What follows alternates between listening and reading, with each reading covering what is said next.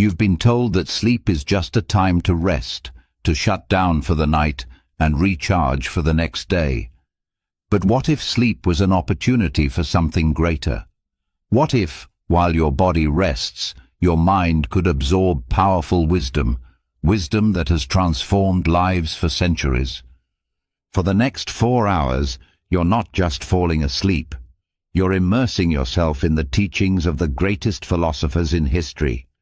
From the unshakable resilience of the Stoics, Marcus Aurelius, Seneca, Epictetus, to the deep insights of thinkers like Buddha and Nietzsche, these lessons will rewire the way you think, calm the storm of overthinking, and bring clarity to your life. Your mind is most open when you sleep. It's when your thoughts slow down, when the noise of the world fades, that real transformation happens. As you listen, stress will begin to melt away. The weight on your shoulders will feel lighter, and when you wake up tomorrow, you won't just feel rested, you'll feel stronger, clearer, and more in control. This is not just something to fall asleep to.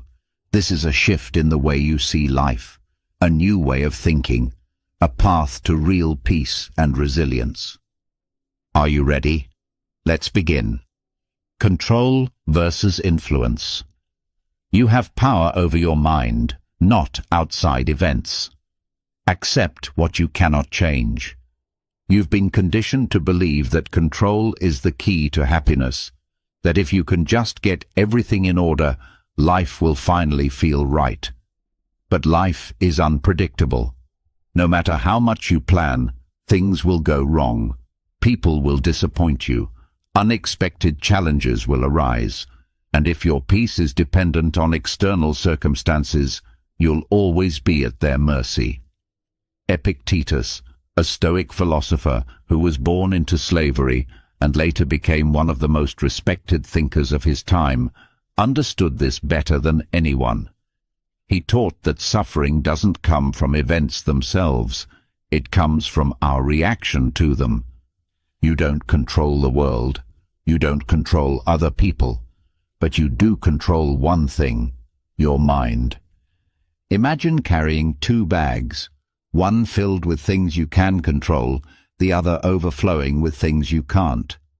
Which one do you spend most of your time digging through? Most people live their lives weighed down by the second bag, obsessing over what they wish they could change. But freedom comes when you drop it, when you stop fighting reality and focus on what's within your power, your actions, your mindset, your response to life's challenges. The next time frustration, anger, or worry creep in, ask yourself, is this within my control? If it's not, let it go. If it is, take action. This shift alone can free you from so much unnecessary stress. Because the truth is, control isn't about forcing the world to bend to your will. It's about mastering your own mind, no matter what the world throws at you. Amor fati. Love your fate, for everything that happens is necessary and serves your growth. Most people resist life. They fight against what happens to them, wishing things were different, replaying the past, fearing the future. But what if, instead of resisting, you embraced everything, good and bad, as necessary? What if you could love your fate, not just accept it? This is amor fati, a concept deeply rooted in Stoicism and later championed by Friedrich Nietzsche. It means to see every experience, every challenge, every heartbreak as something essential to your journey, not something to regret, not something to resent, but something to love. Think about the moments that shaped you the most. Were they easy? Probably not. Growth doesn't happen in comfort. Strength isn't built in ease. The obstacles you faced, the struggles that tested you, they weren't setbacks. They were the path itself. When you start to see life this way, everything changes. Instead of feeling like a victim of circumstances, you become the author of your own story. Instead of asking, Why is this happening to me? You ask, what is this teaching me? Instead of resenting your past, you honor it for making you who you are. Loving your fate doesn't mean ignoring pain. It doesn't mean pretending everything is fine when it's not. It means trusting that every experience has meaning, even if you can't see it yet. It means knowing that life isn't happening to you, it's happening for you. So the next time something unexpected happens, instead of resisting, lean in. Trust that it's part of your path. Love your fate, and in doing so, you'll find a deeper kind of peace, one that isn't shaken by life's ups and downs, but strengthened by them. Memento mori. Remember that you will die. This awareness should fuel a life of purpose and virtue. Most people live as if they have forever. They put off what matters. They tell themselves someday I'll pursue my dreams. Someday I'll fix that relationship. Someday I'll start living the way I truly want to. But someday isn't promised. Life is fragile, fleeting, unpredictable. And that's not meant to scare you. It's meant to wake you up. The Stoics had a phrase, memento mori, remember that you will die. Seneca, one of Rome's greatest philosophers, wrote often about the shortness of life. But he didn't see it as something to fear. He saw it as the ultimate motivation, because when you truly understand that your time is limited, you stop wasting it. You stop getting caught up in petty arguments, meaningless distractions, and the illusion that you can always start later. You realize that later might never come. Think about the last time you were truly present, fully alive, completely aware of the moment.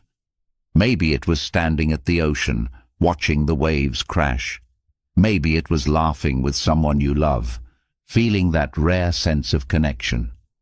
Maybe it was overcoming something difficult, proving to yourself that you're stronger than you thought.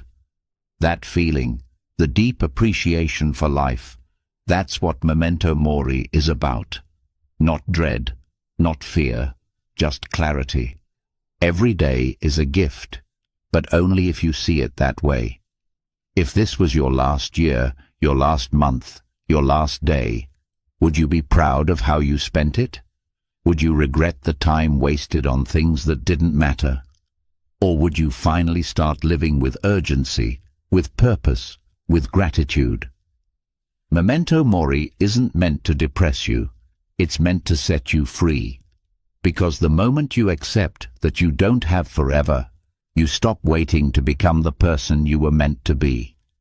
Virtue as the highest good. True happiness comes from living virtuously, not from external rewards. Most people chase happiness in all the wrong places. They think it's in money, success, approval, or pleasure. And yet, time and time again, those who achieve these things still feel empty. Marcus Aurelius, one of the greatest Roman emperors and a devoted Stoic, knew why. He understood that true happiness doesn't come from anything external. It comes from within, and the only way to find it is through virtue. Virtue to the Stoics wasn't just about being a good person. It was about living in alignment with wisdom, courage, justice, and self-discipline. It was about doing the right thing, even when no one was watching. It was about being the kind of person who could look in the mirror at the end of the day and feel proud of who they were. That's where real peace comes from, not from wealth, status, or fleeting pleasures, but from knowing you lived with integrity. Think about the times in your life when you felt the most fulfilled. Chances are, it wasn't when you bought something expensive or got a bunch of likes on social media. It was when you acted with kindness, when you stood up for something that mattered, when you pushed yourself to be better. That's because deep down, you already know what the Stoics taught. Virtue is the highest good. Everything else is temporary. This doesn't mean you should reject success or ambition. It just means you shouldn't depend on them for happiness, because external things can be taken away. But character, that's yours forever. A virtuous life isn't always the easiest path, but it's the only one that leads to true peace. So when faced with a choice, ask yourself, not, what will bring me the most pleasure, or what will impress others, but what is the right thing to do? That is the question that leads to real fulfillment, and that is the answer that will bring you lasting happiness. Premeditatio malorum. Anticipate misfortune so that when it arrives, it does not shake you. Most people go through life hoping nothing goes wrong. They avoid thinking about failure, loss, or hardship because it feels uncomfortable. But ignoring the possibility of struggle doesn't make you immune to it. It only makes you more vulnerable when it happens. The Stoics, especially Seneca, had a different approach. They believed in premeditatio malorum, or the practice of visualizing adversity before it comes, not to dwell on negativity, but to prepare for it. Imagine you're about to embark on a long journey. Would you rather assume the road will be smooth, or prepare for the possibility of storms? Seneca taught that by mentally rehearsing worst-case scenarios, you make yourself stronger. You become less fragile. If you expect life to be perfect, every setback feels like a disaster.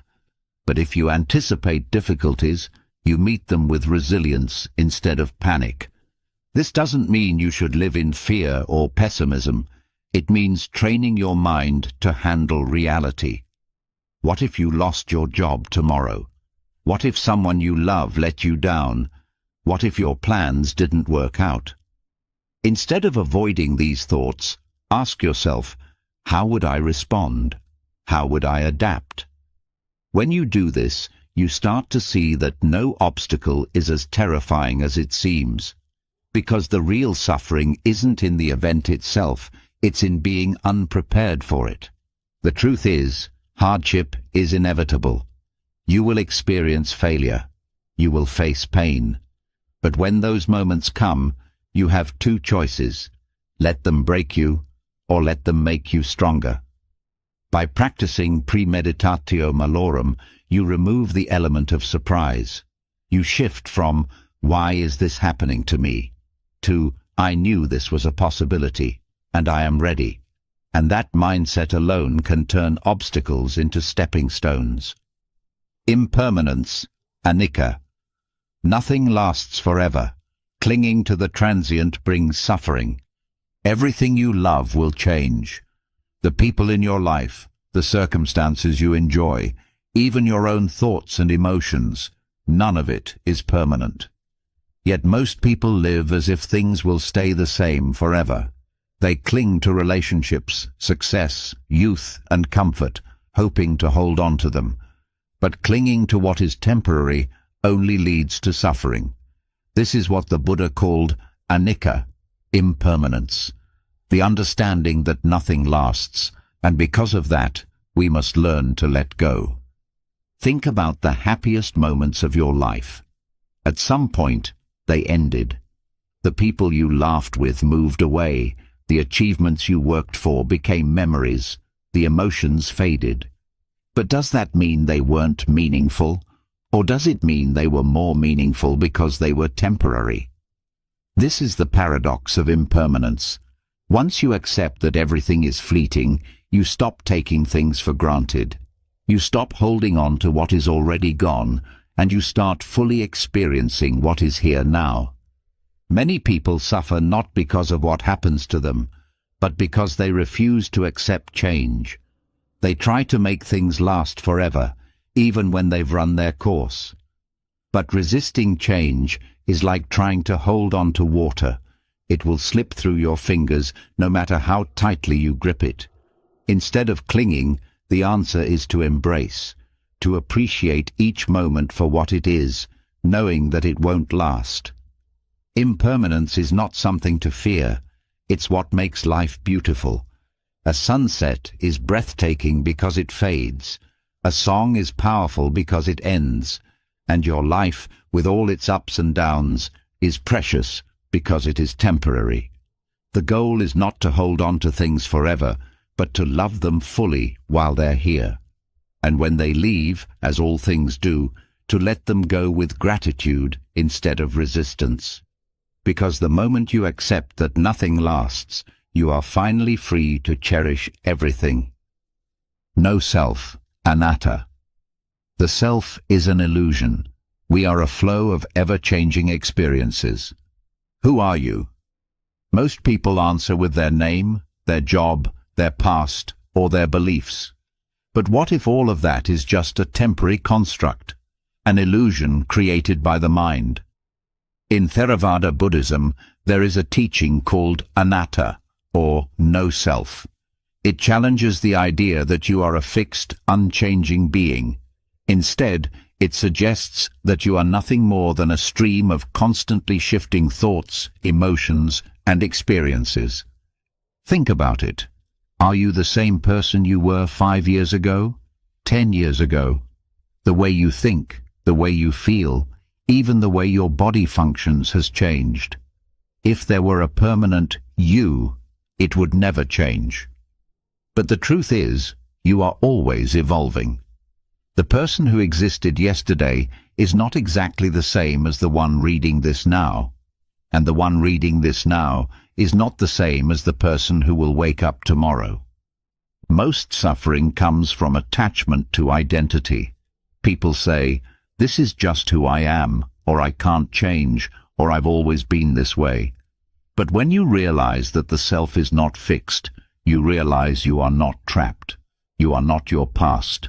You are not your mistakes. You are not limited by the labels you've given yourself. You are free to grow, to shift, to become something new at any moment. Understanding anatta is like letting go of a heavy weight you didn't even know you were carrying. It means you don't have to defend a rigid idea of yourself. You don't have to cling to old versions of who you were. You can flow with life, adapt to change, and embrace the truth that you are not a single thing. You are a vast, ever-changing experience, and in that there is freedom. 4 noble truths. Life is suffering caused by desire. Suffering can end through the Eightfold Path. Buddhism doesn't sugarcoat reality.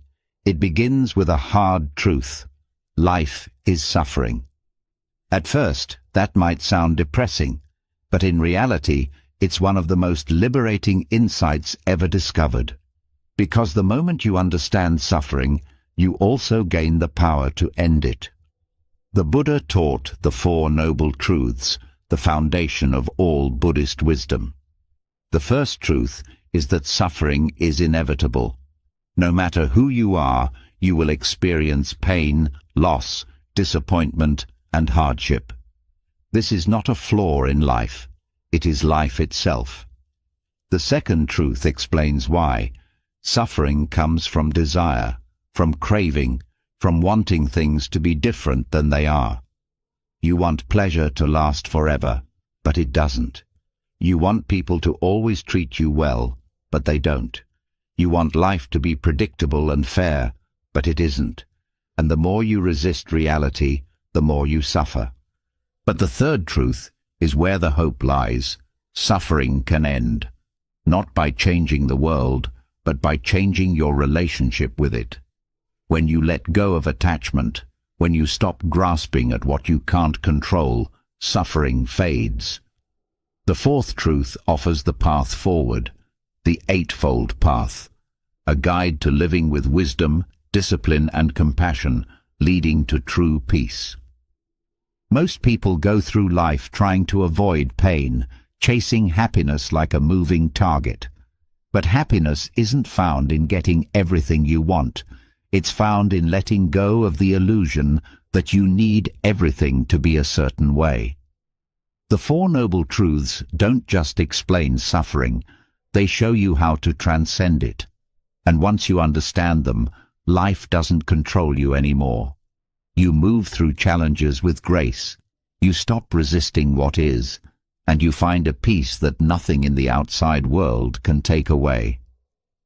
Right action. Ethics arise from intention. Act with compassion and mindfulness. Every action you take shapes the person you become. But true morality isn't about blindly following rules. It's about intention.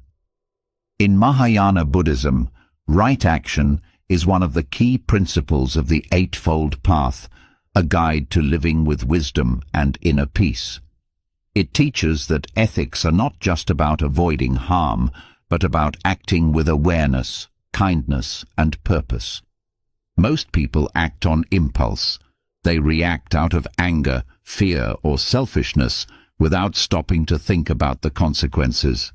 But every decision, no matter how small, leaves a mark. The words you speak, the way you treat others, the choices you make in difficult moments, they all build the story of who you are. And that's why right action is so powerful. It's not about perfection. It's about mindfulness. It's about asking yourself, is this action coming from a place of kindness or harm? Is this leading me toward peace or regret? Compassion is at the heart of this practice, not just toward others, but toward yourself. When you act with mindfulness, you stop causing unnecessary suffering, both in the world and in your own heart. You no longer carry the weight of guilt or regret. You make choices that align with the person you want to be. And over time, you realize that happiness isn't something you chase. It's something you create through the way you live. Right. Action doesn't mean never making mistakes. It means being aware enough to correct them. It means choosing kindness even when it's hard. It means living in a way that, when you look back, you can say, I acted with integrity. I brought more good than harm. I lived with purpose. And that, more than anything, is what leads to true peace. The middle way. Avoid extremes of indulgence and asceticism. Balance is wisdom. Life is full of extremes. Some people chase pleasure relentlessly, indulging in every craving, hoping to find happiness in excess. Others go to the opposite extreme, rejecting all comfort, thinking that suffering makes them virtuous. But neither path leads to peace. This is what the Buddha discovered when he taught the middle way, the idea that true wisdom lies in balance. Before his enlightenment, the Buddha lived both extremes. First, he was a prince, surrounded by luxury, indulging in every desire. But he found no fulfillment there. So he went to the other extreme, starving himself, denying every pleasure, pushing his body and mind to the brink. And yet, peace still eluded him. It was only when he let go of both extremes and embraced balance that he found true enlightenment. This teaching applies to everything. In work, some people burn themselves out, thinking that success comes through suffering. Others avoid effort entirely, hoping life will simply hand them happiness. Neither approach works. In health, some obsess over every detail, restricting themselves with impossible discipline. Others indulge without thought, harming their own well-being. Neither extreme leads to true vitality. The middle way is the wisdom of knowing when to push and when to rest, when to hold on and when to let go, when to enjoy life and when to practice restraint. Most suffering comes from imbalance, from doing too much or too little, from trying to control everything or controlling nothing at all. The middle way isn't about moderation for its own sake. It's about clarity. It's about seeing life as it is, without clinging to one extreme or the other. When you find that balance, you stop swinging between regret and exhaustion, between attachment and avoidance. You move through life with a steady mind, a peaceful heart, and the freedom that comes from not being ruled by either indulgence or deprivation. And that is where real wisdom begins. Wu Wei, flow with the natural order. Actionless action leads to harmony. Most people think success comes from force, pushing harder, controlling everything, making life bend to their will. But the more they fight, the more resistance they face. Stress, frustration, exhaustion, these are signs of struggling against the natural flow. Lao Tzu, the ancient Taoist philosopher, saw things differently. He taught Wu Wei, a concept that translates to actionless action or effortless flow. It doesn't mean doing nothing. It means acting in alignment with nature, moving with life instead of against it. Imagine a river flowing down a mountain. It doesn't force its way through obstacles. It moves around them. It doesn't resist. It adapts. And yet, over time, it carves valleys and shapes landscapes. That is Wu Wei. It's the power of letting go of struggle, of trusting the rhythm of life, of knowing that sometimes the best way to act is to allow things to unfold naturally. Think about the moments when life felt effortless, when you were fully present, when things just seemed to click, when your actions felt right without overthinking. That is Wu Wei. It's when a musician plays without hesitation, a writer loses themselves in their work, an athlete moves with instinct instead of calculation. It's when you stop forcing and start flowing. This doesn't mean passivity. It doesn't mean giving up on effort.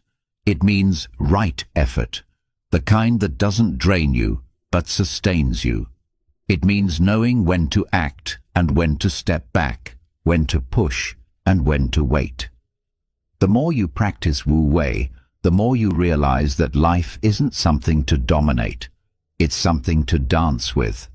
And when you move with life instead of against it, everything becomes lighter, smoother, and more natural. Yin-yang balance. Opposing forces complement each other. Neither exists without the other. We live in a world of duality, light and dark, order and chaos, strength and softness. Most people see these opposites as conflicts, believing one is good and the other bad. But Taoism teaches a different truth: balance. The concept of yin and yang shows that opposing forces are not enemies, they are partners.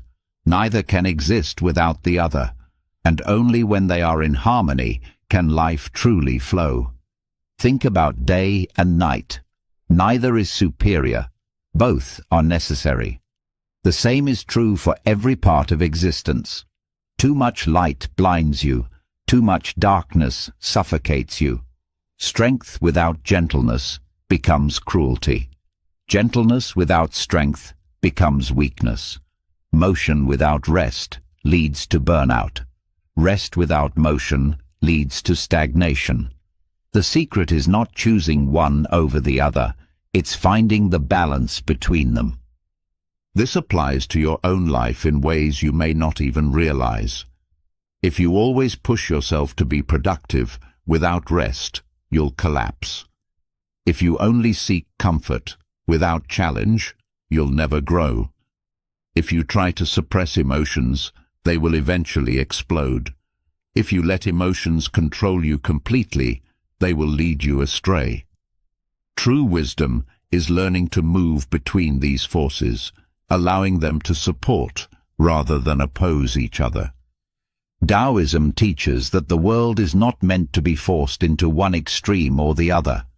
The key is to adapt, to understand that both yin, softness, receptivity, rest, and yang, energy, action, force, have their place. Life isn't about living in one mode forever. It's about knowing when to shift, when to lean into stillness, and when to take action. When you master this balance, you stop resisting life's natural cycles, and instead, you learn to flow with them. And in that flow, you find harmony. Softness overcomes hardness. Water, though soft, erodes stone. Gentleness is strength. Most people think strength is about force. They believe power comes from dominance, that the loudest, the hardest, the most aggressive will always win. But true power is not in resistance, it's in adaptability.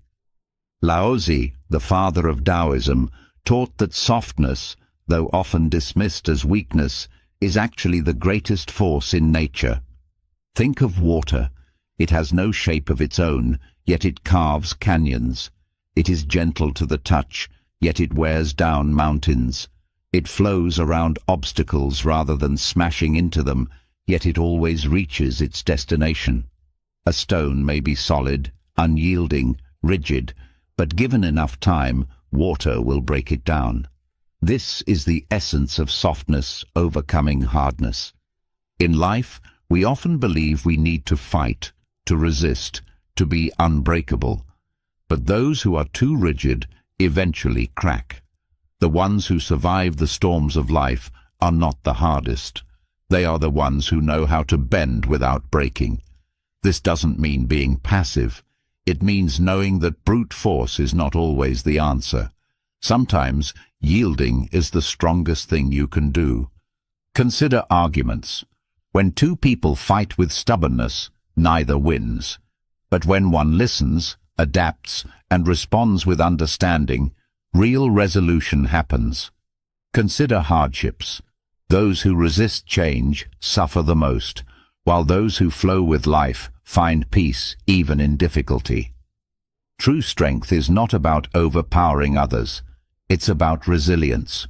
It's about flexibility. It's about knowing that in the end, it is not the unyielding rock that lasts. It is the flowing river. Embrace simplicity. Overcomplication leads to suffering. Simplicity fosters peace. Modern life is full of noise. People chase more possessions, more status, more information, believing that complexity is the path to success. But the more tangled life becomes, the more stress, confusion, and dissatisfaction it brings. Zhuangzi, one of the great Taoist philosophers, taught that simplicity is the key to true peace. The less you clutter your mind and life, the freer you become. Look at nature. It does not rush, yet everything gets done. A tree does not struggle to grow, it simply grows. A river does not force its path, it flows naturally. When you embrace simplicity, you move with life instead of against it. You let go of unnecessary distractions. You stop filling your mind with worries that don't matter. You focus only on what is essential, and in that simplicity, you find a rare kind of freedom. Overcomplication is a trap. People overthink their decisions, overanalyze their problems, overcommit to things that don't truly matter. But what if you stripped away the excess? What if you asked yourself, do I really need this? Is this adding peace to my life or taking it away? What if, instead of trying to control everything, you simply let things be? Simplicity is not about doing less. It's about doing what matters. It's about clearing out the unnecessary so you can focus on what truly brings joy. It's about recognizing that happiness is not found in complexity, but in clarity. A mind free from excess is a mind at peace, and a life lived simply is a life lived fully. Detach from control. The more you try to control, the more you lose control. Most people spend their lives trying to control everything: other people, outcomes, the future. They believe that if they can just plan enough, push hard enough, or hold on tight enough, life will go exactly as they want. But reality doesn't work that way. The more you try to grip control, the more it slips through your fingers. This is a core teaching of Taoism. True power comes from letting go. Imagine trying to hold water in your fist. The tighter you squeeze, the faster it escapes. But if you relax your hand, it simply rests there. Life is the same. The more you try to force things, the more resistance you create. The more you demand certainty, the more anxious you become. But when you release that need for control, when you trust, adapt, and move with life instead of against it, everything flows more smoothly. Look at nature. A tree does not control the wind, it bends with it. A river does not control its path, it moves around obstacles naturally. The most peaceful and powerful people are not those who dominate the world, but those who have learned to surrender to it. This does not mean giving up.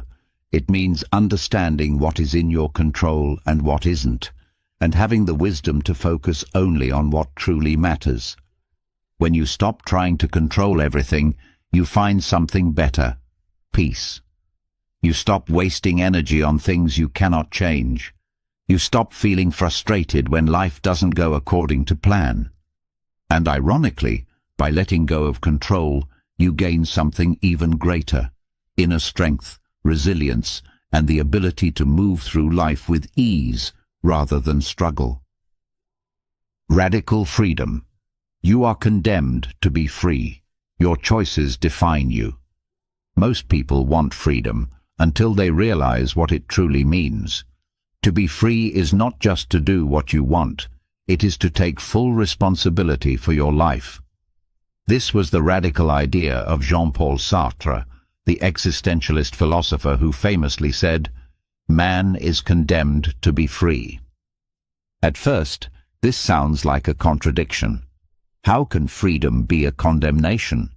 Because absolute freedom means there is no one to blame, no destiny to fall back on, no excuses to hide behind. You cannot say, "I had no choice."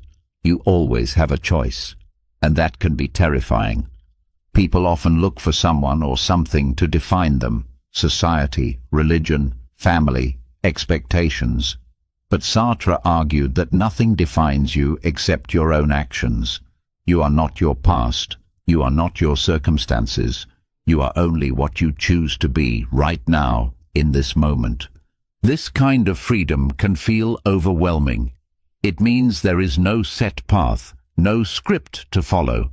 It means if you are unhappy, it is up to you to change. If you are stuck, it is you who must move.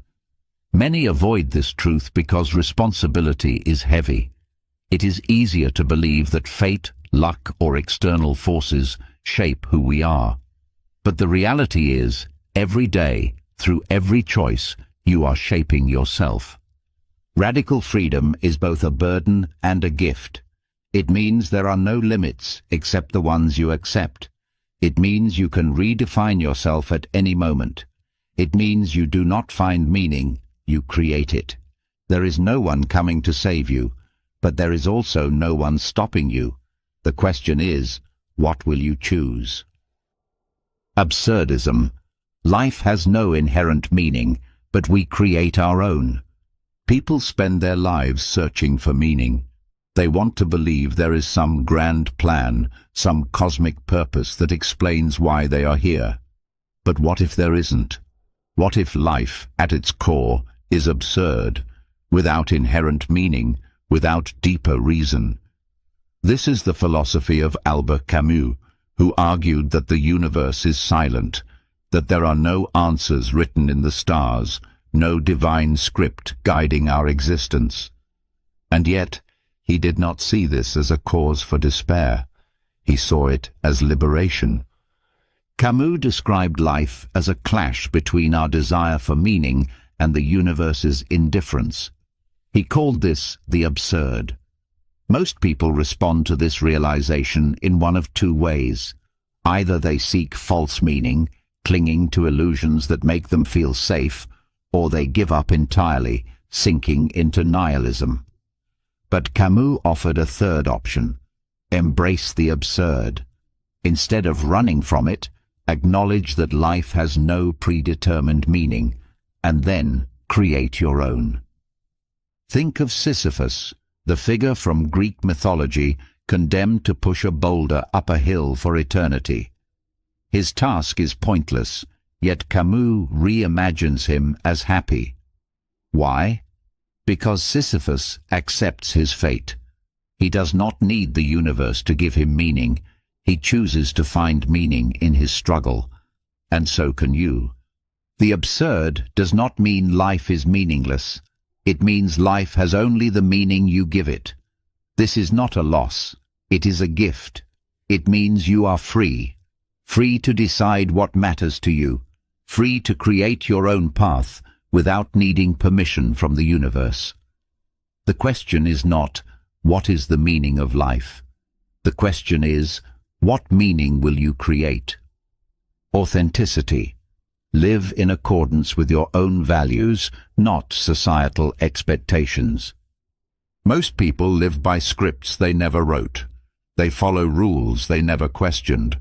They shape their lives around what others expect, what society says is normal, what parents and teachers say is right, what culture says is successful. But Soren Kierkegaard, the father of existentialism, warned against this. He called it inauthentic living, existing not as your true self, but as a reflection of what the world wants you to be. Authenticity means stripping away the layers of expectation and asking, who am I, really? What do I truly believe? What do I truly want? It means daring to stand alone in your own truth, even when it goes against the grain. It means valuing your own voice over the noise of the world. Living authentically is not easy. It requires courage. It means you may disappoint people. You may walk a path that others don't understand. You may question everything you've been taught. But what is the alternative? To live a life that is not your own. To reach the end and realize you were never truly you. Kierkegaard believed that most people live in what he called despair, not the dramatic suffering we usually think of, but a quiet, subtle kind of despair. The despair of never truly knowing themselves. The despair of conforming so much that they forget who they are. And the only way out of this is authenticity. So ask yourself, are you living by your own values or someone else's? Are you making choices that align with who you are or who the world wants you to be? The moment you stop living for others and start living for yourself, you step into something rare, true freedom. Because in the end, the only life worth living is the one that is truly yours. Death gives meaning. Life's fleeting nature makes each moment precious. Most people fear death. They avoid thinking about it, pretending it's far away, something that happens to other people. But Martin Heidegger, one of the most influential existentialist philosophers, saw death differently. He believed that rather than being a source of fear, the awareness of death is what gives life its meaning. Imagine if you lived forever. No urgency, no deadlines, no finality. Would you truly appreciate anything? Or would everything lose its weight, its significance? Without an end, there is no reason to begin. It is precisely because life is temporary that it becomes precious. The knowledge that one day you will no longer be here forces you to ask, what am I doing with the time I have? Most people live as if they have unlimited time. They waste days on distractions, avoid pursuing what they truly want, delay telling people they love them. But when you confront death, not in a morbid way, but as a reality, you wake up. You stop postponing what matters. You stop living passively. You start making choices that align with what truly matters to you. Heidegger called this being toward death, the idea that instead of ignoring mortality, we should embrace it as a guide. Not to dwell in fear, but to recognize that life is finite, and because of that, it is meaningful. The fleeting nature of existence is not a tragedy. It is what makes each moment, each experience, and each choice profoundly significant. So, if death is certain, the real question is, are you truly living? If your time were to end tomorrow, Would you be at peace with how you spent today? Because the reality is, one day will be your last. But until then, you have a choice, to truly live or to merely exist. Angst and responsibility. Anxiety arises from freedom. It's a sign of possibility. Anxiety is often seen as a problem, something to be eliminated, something that signals something is wrong. But Jean-Paul Sartre, the existentialist philosopher, had a different perspective. He believed that anxiety, or angst, is not a weakness. It is a sign of freedom. Most of the time we feel anxious when we face a choice, when we realize that our decisions matter, that we alone are responsible for our lives, and that responsibility can feel overwhelming. Sartre argued that people fear this kind of freedom. They would rather be told what to do, follow a path that's already been laid out, avoid the burden of choice. But to do that is to give up your own existence. Imagine standing at a crossroads. There is no map, no right answer, no guarantee of success. That uncertainty, the feeling of "what should I do?" is angst. It is not something to run from. It is proof that you are free. If life were predetermined, if every step were already decided for you, there would be no anxiety, but there would also be no meaning. With freedom comes responsibility. You cannot blame fate, society, or anyone else for your choices. Every decision you make shapes who you are. And this is where most people struggle. They don't want to face the weight of their own freedom, so they look for excuses. But Sartre was clear. There are no excuses. You are responsible for your life, your actions, your identity. Anxiety, then, is not a problem. It is a sign that you are alive, that you have possibilities, that you are not trapped. Instead of fearing it, embrace it. See it as proof that your choices matter. The next time you feel that familiar discomfort, remind yourself, it is not a cage, but an open door. The question is, will you step through it? Karma. Every action has consequences. Shape your destiny through your deeds. Every choice you make sends ripples into the world. Every thought, word, and action shapes not only the world around you, but also who you become.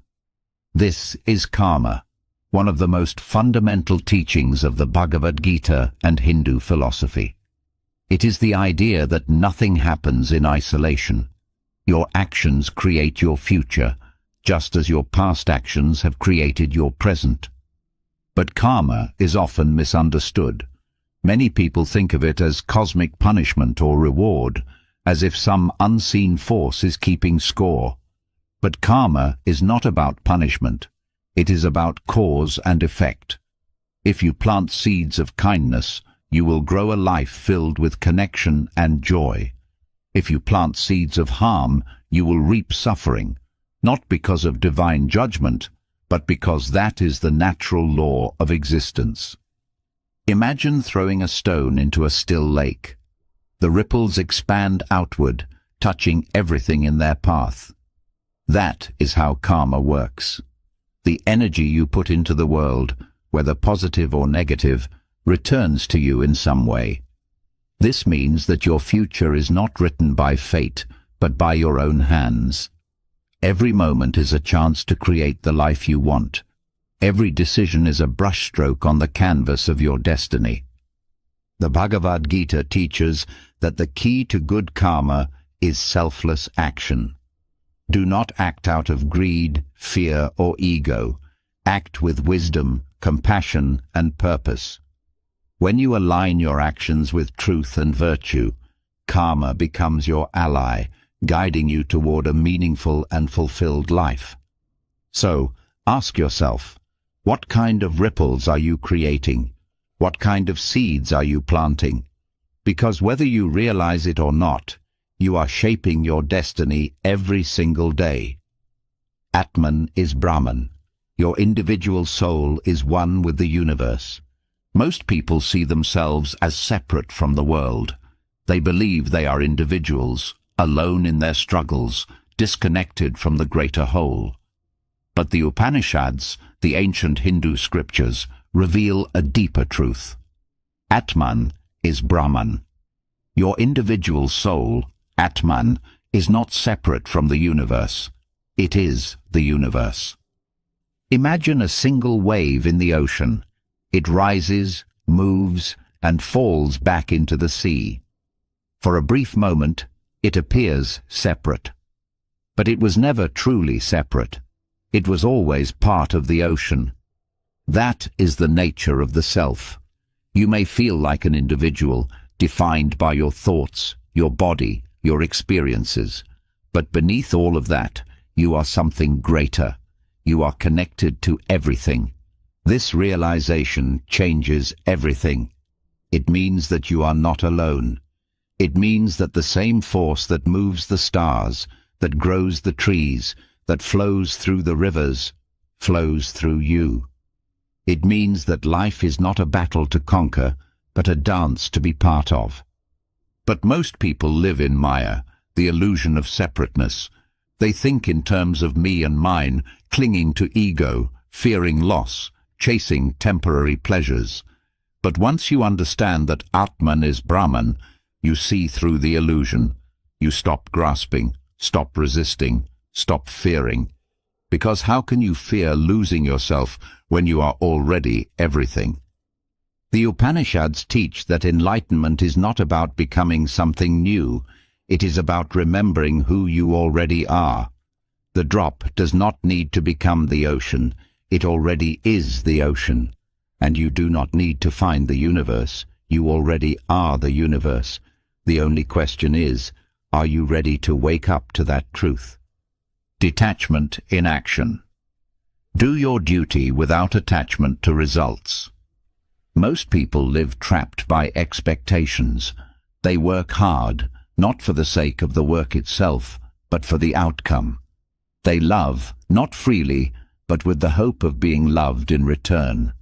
They chase success, happiness, and approval, believing that their worth depends on the results they achieve. But the Bhagavad Gita teaches a different path: detachment in action. Act with full effort and intention, but release attachment to the outcome. This is known as karma yoga, the practice of selfless action. Krishna tells Arjuna, the warrior prince, that his duty is to fight, not for personal gain, not for victory, but because it is his path. He must act without clinging to success or fearing failure. The moment you attach your happiness to a result, you become enslaved by it. But when you act for the sake of the action itself, you find freedom. Think about the greatest athletes, artists, or creators. The ones who perform at their best are not the ones who obsess over winning or recognition. They are the ones who lose themselves in the process. They are fully present in their craft, in the moment, in the work itself. And ironically, by letting go of results, they often achieve them effortlessly. Detachment does not mean apathy. It does not mean giving up or not caring. It means putting your full heart into what you do, but not letting the outcome control you. It means working hard, but not being devastated if things don't go your way. It means loving fully, but not clinging. Living fully, but not fearing loss. Because when you stop attaching yourself to results, you realize something profound. You were never in control of them anyway.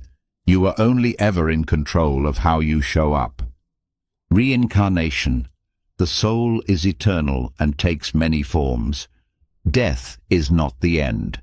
This is one of the oldest and most profound beliefs in Hindu philosophy, that the soul, Atman, is eternal, moving through countless lives, learning, evolving, growing. Reincarnation is not just a mystical idea, it is a way of understanding life itself. The body is temporary, the mind is ever-changing, but the soul remains. Think of it like changing clothes. When one life ends, the soul simply puts on a new form, stepping into a new existence shaped by the karma of past actions. Every life is a chapter in a greater journey, a chance to grow, to correct past mistakes, to move closer to ultimate liberation, moksha. You are not limited to this one existence. You have been many things before, and you will be many things again. This teaching changes the way you see life. If your existence does not end at death, then there is no need to live in fear. If every struggle, every joy, every challenge is part of a longer journey, then nothing is truly lost.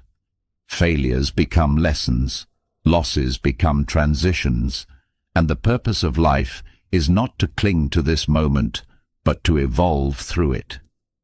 Many people fear death because they see it as an end, but reincarnation teaches that nothing truly ends, everything transforms. The body fades, but the essence continues. This does not mean we should take life lightly or avoid responsibility. In fact, it means the opposite, because everything you do now shapes what comes next. Every action, every choice, every lesson you learn carries forward. So, if life is a journey of many lifetimes, the real question is not, how long do I have? But what am I doing with the time I have now? Because while you may live many lives, each one is still precious. Each one is an opportunity, and the way you live today echoes far beyond what you can see. Maya, illusion. The world is an illusion. See beyond appearances. What if everything you believe to be real is just a dream? Not in the sense that it doesn't exist, but in the sense that it is not what it seems. In Advaita Vedanta, one of the deepest schools of Hindu philosophy, the concept of Maya teaches that the world as we perceive it is an illusion. We think we see reality, but what we truly see are only layers of perception shaped by our senses, thoughts, and conditioning. Imagine a rope in a dark room. At first glance, you mistake it for a snake and panic. But when you turn on the light, you realize there was never any snake, only your mind's illusion. This is how most people live, reacting to a world they think is real, unaware that they are trapped in their own distorted perception. The greatest illusion of all, the belief that you are separate from everything else, that you are just an individual, cut off from the universe, instead of being one with it. Maya is not just about illusions in the physical world. It's about the illusions of identity, time, and control. You believe you are your name, your job, your achievements. But those are just roles, temporary masks. You believe success or failure defines you, but those are fleeting. You believe happiness comes from external things, but they always fade. Seeing through Maya means realizing that everything external is transient, and that your true self, Atman, is beyond all of it. The moment you awaken from Maya, you stop clinging. You stop fearing loss. You stop chasing illusions, and instead you focus on what is real: awareness, presence, and connection to the deeper truth beneath the surface. The world may still appear the same, but you will no longer be fooled by it. You will finally see things as they are, not as they seem. No objective meaning. Life has no built-in purpose. Meaning is a human construct. For centuries, people have searched for life's meaning, believing that somewhere out there a grand purpose exists, waiting to be discovered. But Friedrich Nietzsche shattered this idea. He argued that there is no objective meaning in life, no divine blueprint, no cosmic mission, no pre-written purpose. Life simply is. And that realization, instead of being terrifying, is what makes you truly free. Most people want meaning handed to them. They look to religion, tradition, or society to tell them who they are and what they should do. But Nietzsche believed that relying on external meaning makes you weak. It keeps you from thinking for yourself. The truth is, meaning is not something you find. It is something you create. Imagine a blank canvas. There is no picture already there, no guidelines, no rules. Some might see this as emptiness, as a lack of purpose.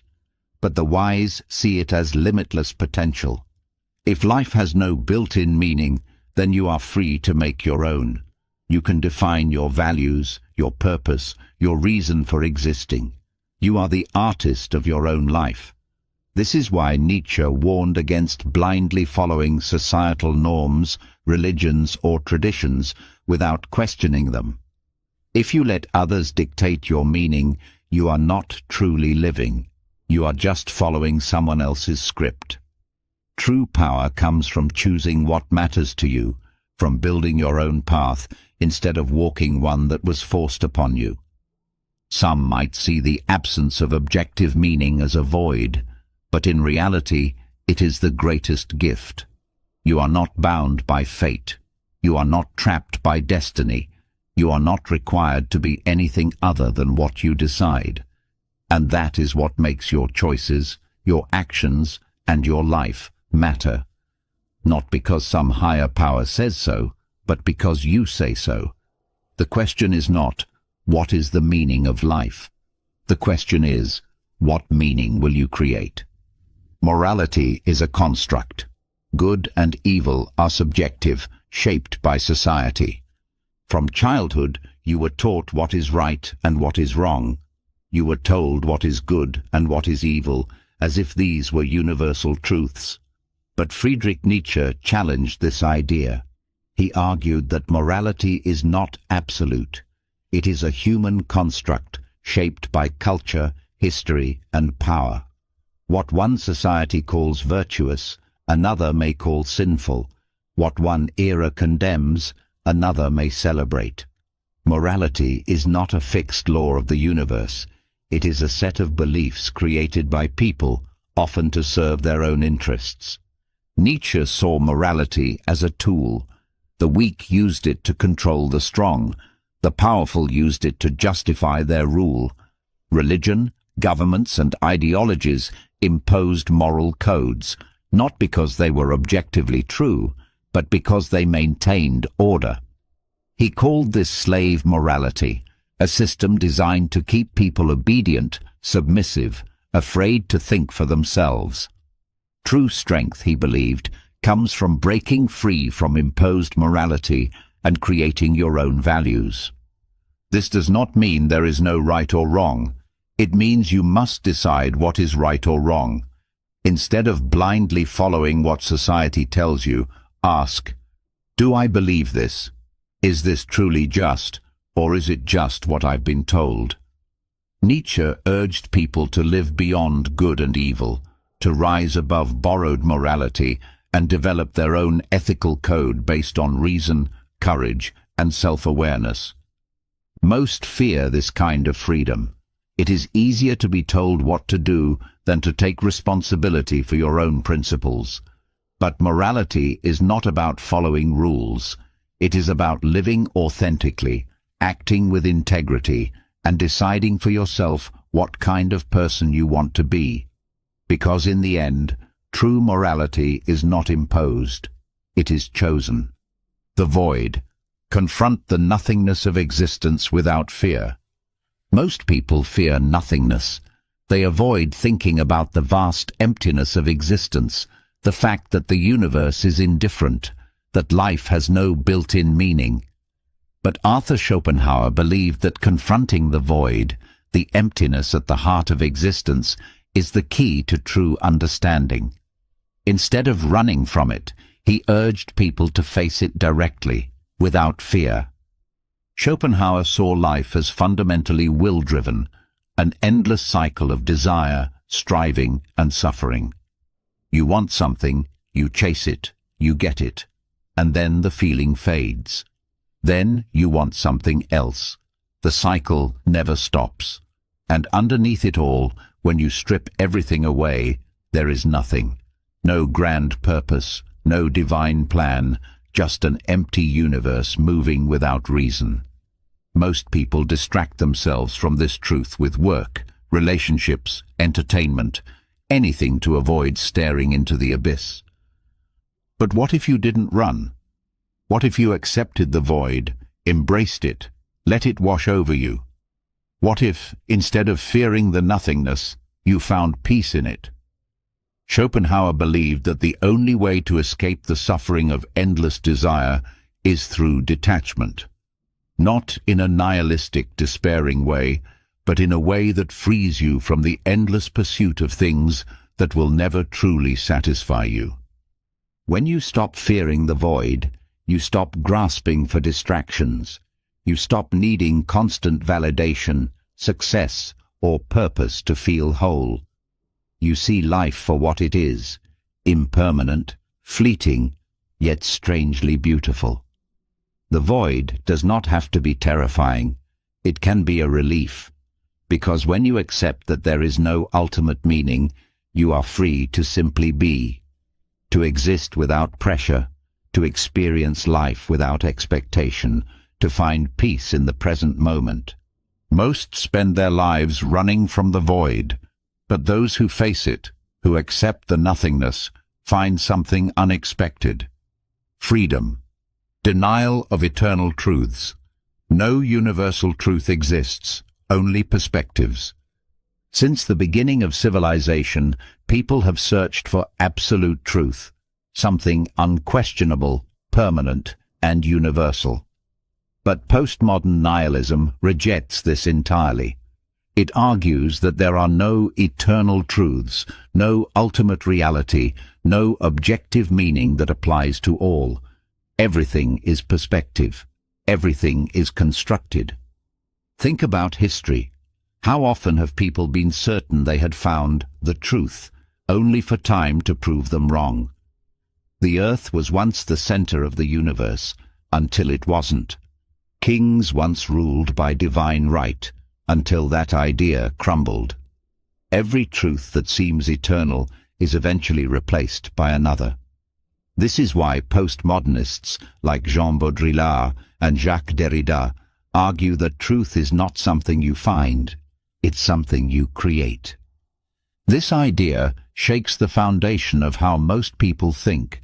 They want certainty, they want solid ground. But postmodern nihilism reveals an uncomfortable reality. What you believe to be true is often just a product of your culture, your upbringing, your language. Two people can look at the same event and see completely different realities. So who is right? The answer, neither. There is no single truth, only interpretations. At first, this can feel unsettling. If nothing is objectively true, how do you navigate life? But there is another way to see it. This realization is liberation. If no single truth rules over you, you are free to define your own. You are free to question everything, to build your own philosophy, to reject inherited beliefs that don't serve you. Truth is not fixed, it is fluid, and you are not a passive recipient of truth. You are its creator. Rejecting false hope. Utopian dreams distract from the raw truth of existence. People love to believe in a perfect future. Politicians promise utopias. Religions offer salvation. Movements claim to have the answer to all of humanity's problems. But Emil Cioran, the Romanian philosopher of despair, saw these dreams for what they really are: illusions. False hopes designed to keep people from facing the brutal reality of existence. Cioran believed that utopian thinking was one of the greatest distractions ever created. Instead of accepting life as it is, messy, painful, uncertain, people escape into fantasies of a better world, a better future, a paradise just out of reach. But these fantasies are dangerous. They make people passive, waiting for salvation instead of confronting the truth. They justify suffering, telling people to endure misery now for the promise of happiness later. The problem? That happiness later never comes. Utopias always fail. History has shown that every movement claiming to create a perfect world eventually collapses under its own contradictions. The perfect society does not exist. The perfect life does not exist. And the sooner you accept that, the sooner you stop wasting your energy chasing ghosts. This doesn't mean giving up hope entirely. It means rejecting false hope, the kind that blinds you to reality. It means embracing the world as it is, not as you wish it to be. It means seeing that life is not about waiting for perfection, but about finding meaning within imperfection. Kioran's philosophy is harsh, but it carries a rare kind of clarity. When you stop expecting life to be something it isn't, you stop being disappointed. When you stop dreaming of utopias, you start living in reality. And in that reality, painful as it may be, there is something far more valuable than empty hope. There is truth. Be here now. The past and future are illusions.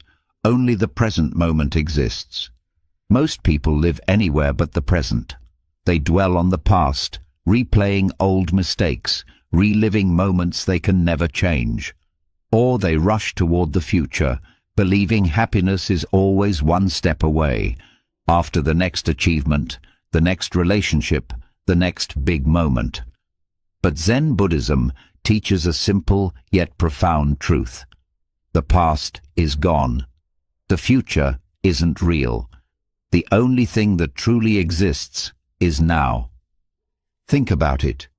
Have you ever experienced anything outside of the present moment? The past exists only as a memory in your mind. The future is just a projection, a thought. Yet, people spend their entire lives trapped in these illusions, missing the one place where life is actually happening, the present. This is why Zen masters emphasize, be here now. Because when you are fully present, life opens up. The taste of food becomes richer. The sound of rain becomes clearer. Conversations become deeper. You stop living on autopilot, lost in your thoughts, and actually experience life as it is, not as you think it should be. Being present does not mean ignoring the past or the future. It means seeing them for what they are, concepts, not reality. It means realizing that no amount of regret can change the past, and no amount of worry can control the future. Peace comes when you let go of both and return to now, because now is all there ever truly is. The sound of one hand clapping. Reality cannot always be grasped through logic. What is the sound of one hand clapping? If you try to answer logically, you will struggle. The question seems impossible, absurd even, but that is the point. This is a koan, a Zen riddle designed to break your reliance on logic and push you into a deeper kind of understanding. Most people try to understand the world through reason. They categorize, analyze, and intellectualize everything. But some truths cannot be grasped with the mind alone. Some things must be experienced. This is what Zen teaches. Reality is not just something you think about. It is something you feel, something you are. A koan is not meant to be solved like a normal riddle. It is meant to confuse you, frustrate you, break the walls of rational thought so that you can see beyond them. When a student asks a Zen master for enlightenment, they may be given a question like, "What was your face before you were born?" The student struggles, searching for an answer, until they realize the answer is not in words. The answer is in direct experience. The sound of one hand clapping is not a puzzle. It is an invitation to let go of rigid thinking, to embrace the unknown, to see that reality is not always something that fits into words and categories. It is something to be felt, to be lived, because the moment you stop trying to understand everything, you finally begin to see. Just sit. Meditation is enlightenment itself, no need for external goals. Most people think meditation is a means to an end, something you do to relax, to clear your mind, to reach enlightenment. But in Zazen, the purest form of Zen meditation, there is no goal. There is no future state to reach, no problem to solve. The practice itself is the answer. Just sit. That's it. This goes against how most people live. We are conditioned to believe that everything must have a purpose, a reward, a result. But Zen teaches that when you sit in meditation, you are not trying to achieve anything. You are simply being. No striving, no chasing, no searching for something outside yourself. Think about it. What happens when you stop trying to get somewhere? When you stop trying to improve yourself? When you stop seeking some grand realization? You start to see that you were never lacking anything to begin with. The need to become enlightened falls away when you realize you already are. Sitting in stillness reveals what is already present: awareness, clarity, peace. Not because you created them, but because they were there all along, buried beneath the noise of constant striving. This is why Zazen is so radical. It does not ask you to do anything special. It does not ask you to believe anything. It only asks you to sit. And in that sitting, in that simple act of just being, you discover everything you were searching for. Embrace uncertainty. The more you seek certainty, the further you are from peace. Most people fear uncertainty. They crave answers, clarity, guarantees.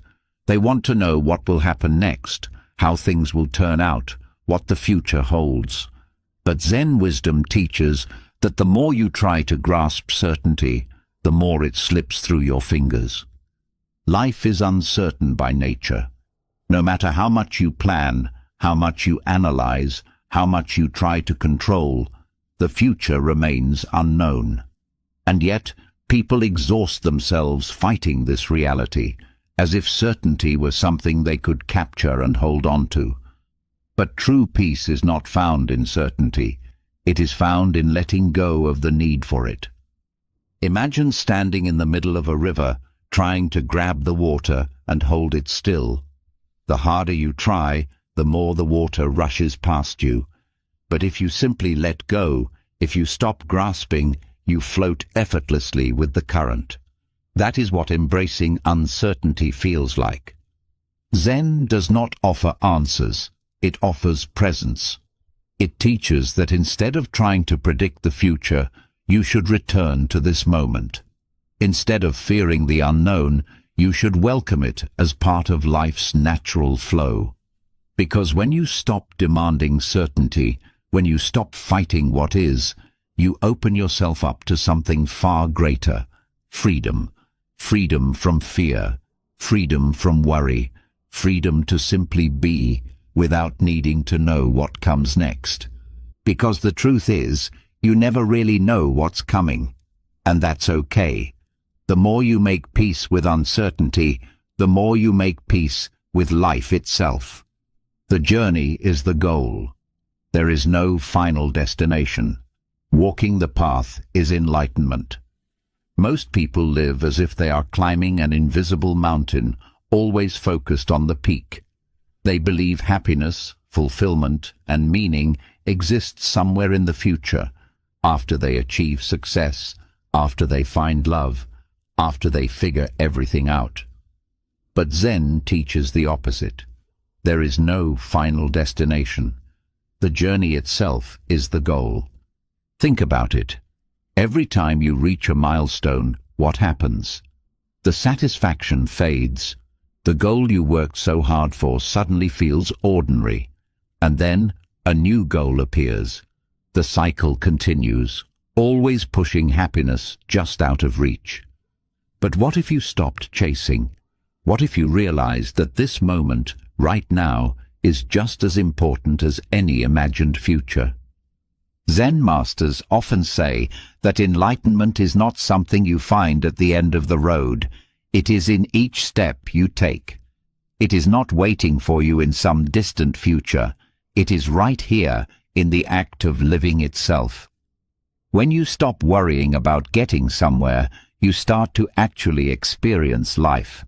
The feel of the ground beneath your feet, the rhythm of your breath, the sensation of being alive. This shift in perspective changes everything. Instead of rushing, you slow down. Instead of treating life as a checklist of achievements, you see it as a continuous unfolding. There is nothing to reach, because you are already here. The path is not a means to an end. The path itself is the destination. Filial piety, respect for family, is the foundation of social harmony. In modern society, independence is often celebrated above all else. People want to break free from family expectations, carve their own paths, prove that they don't need anyone. But Confucius, one of history's greatest philosophers, believed that true strength comes not from rejecting family, but from honoring it.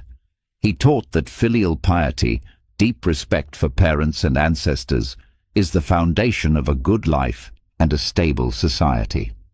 To Confucius, family was not just about blood ties. It was about responsibility, gratitude, and harmony. He believed that if people could not respect their own parents, those who gave them life, cared for them, and made sacrifices for them, how could they respect anyone else? Society begins at home. The way you treat your family shapes the way you treat the world. Filial piety is not blind obedience. It is not about following every demand or suppressing your own individuality. It is about honoring the sacrifices that came before you, appreciating the roots that made you who you are, and carrying forward the values that hold people together. It means being there for your parents as they age, just as they were there for you when you were young. It means understanding that no one exists in isolation. Your life is connected to generations before you and generations after you. In a world that often glorifies self-interest, Confucius reminds us of a deeper truth. We are not alone. Respecting family is not just about the past. It is about creating a culture of gratitude, care, and responsibility that extends beyond ourselves. Because when families are strong, communities are strong, and when communities are strong, society flourishes. The harmony of the world begins in the home. Self-cultivation. Strive for wisdom and virtue through lifelong learning. Most people assume that learning ends after school. They believe that once they enter adulthood, they are fully formed, their character set, their mind fixed. But Confucianism teaches that true wisdom is never static. It is something you cultivate throughout your entire life. You are not a finished product. You are a work in progress, always evolving, always refining yourself. Confucius believed that the highest goal in life was self-cultivation, the constant pursuit of wisdom, virtue, and personal excellence. This is not about external success or status. It is about becoming a person of deep integrity, someone who lives with kindness, humility, and discipline. It means developing not just knowledge, but character. Imagine two people. One believes they already know enough and stop questioning. The other remains curious, open to new ideas, always improving. Who grows? Who stagnates?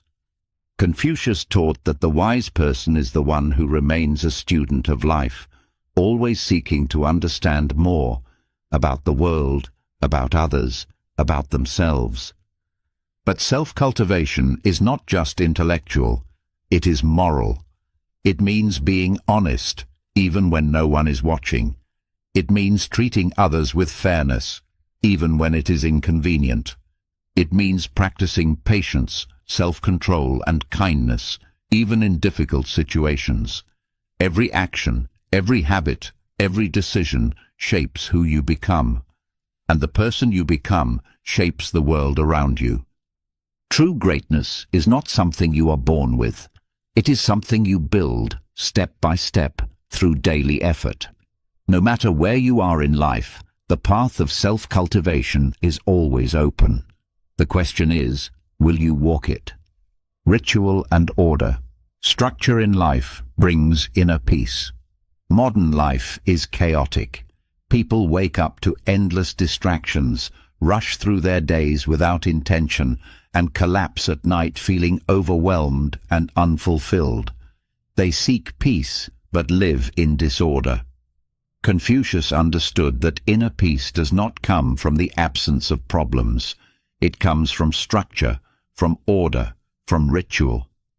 Confucius believed that rituals, whether small daily habits or larger cultural traditions, give life meaning and stability. These rituals are not just formalities. They are acts of mindfulness, grounding us in something greater than ourselves. Morning routines, shared meals, respectful greetings. These simple, intentional actions create harmony in our lives and relationships. Imagine your life as a house. Without structure, it is unstable. Without a foundation, it crumbles. Rituals are what keep that foundation strong. They give rhythm to life, turning ordinary moments into something sacred. A simple bow of respect, a moment of silence before a meal, a daily walk to reflect. These small rituals cultivate discipline, gratitude, and presence. But order is not just about personal habits. It extends to society. Confucius saw that a well-ordered life leads to a well-ordered world. When people respect tradition, honor their responsibilities, and follow ethical principles, society functions smoothly. When chaos reigns, when people act without discipline, without respect, without purpose, suffering follows. Peace is not found in randomness. It is found in structure. It is found in waking up with purpose, in moving through the day with intention, in honoring the rituals that bring balance to life.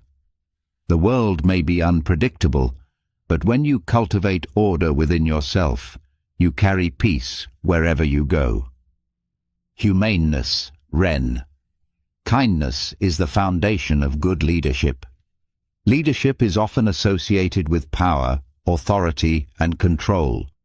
Many believe that to lead, one must be feared, commanding obedience through force or intimidation. But Confucius taught a different path. He believed that true leadership is not about domination, it is about Ren, or humaneness. The most powerful leaders are not those who instill fear, but those who lead with kindness, wisdom, and moral integrity. Ren is the highest virtue in Confucian philosophy. It means treating others with compassion, respect, and sincerity. It means seeing the people you lead not as tools to be used, but as human beings deserving of dignity. A ruler, a teacher, a parent, anyone in a position of influence should act not out of self-interest, but for the well-being of those under their care. Imagine a leader who rules with cruelty, making decisions out of greed or ego. People may obey, but only out of fear. Now imagine a leader who is just, who listens, who truly cares for the people. They do not have to force obedience. People want to follow them because they trust them. This is Ren in action. Confucius taught that kindness is not weakness. It is the greatest strength a leader can have. It builds loyalty, harmony, and trust, and it extends beyond leadership. Whether in the workplace, in friendships, or in family, the way you treat others shapes the world around you. To cultivate Ren is to cultivate a life of meaning, where your influence uplifts rather than oppresses. True greatness is not measured by how many people serve you, but by how many people you serve. Lead by example. Rulers should be virtuous for society to flourish. A society is only as strong as its leaders. When rulers are corrupt, selfish, or dishonest, their people suffer. When leaders act with integrity, wisdom, and fairness, their people thrive. This is the essence of Confucian ethics. A ruler must lead by example.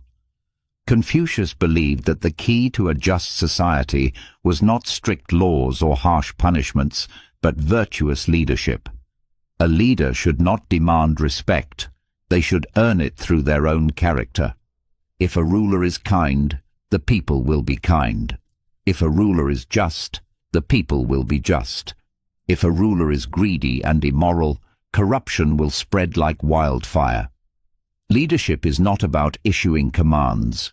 It is about embodying the values you wish to see in others. This principle extends beyond politics. Parents lead by example in the home. Teachers shape students not just through words, but through their actions. Business leaders set the culture of their companies. In every area of life, those in power influence others, not by what they say, but by how they live. Confucius warned that when leaders act selfishly, society collapses into disorder. But when they act with virtue, they inspire others to do the same. The best way to change the world is not through force or manipulation, but by being the change. A true leader does not stand above the people. They walk with them, showing the way through their own example. The question is not, how can I make others follow?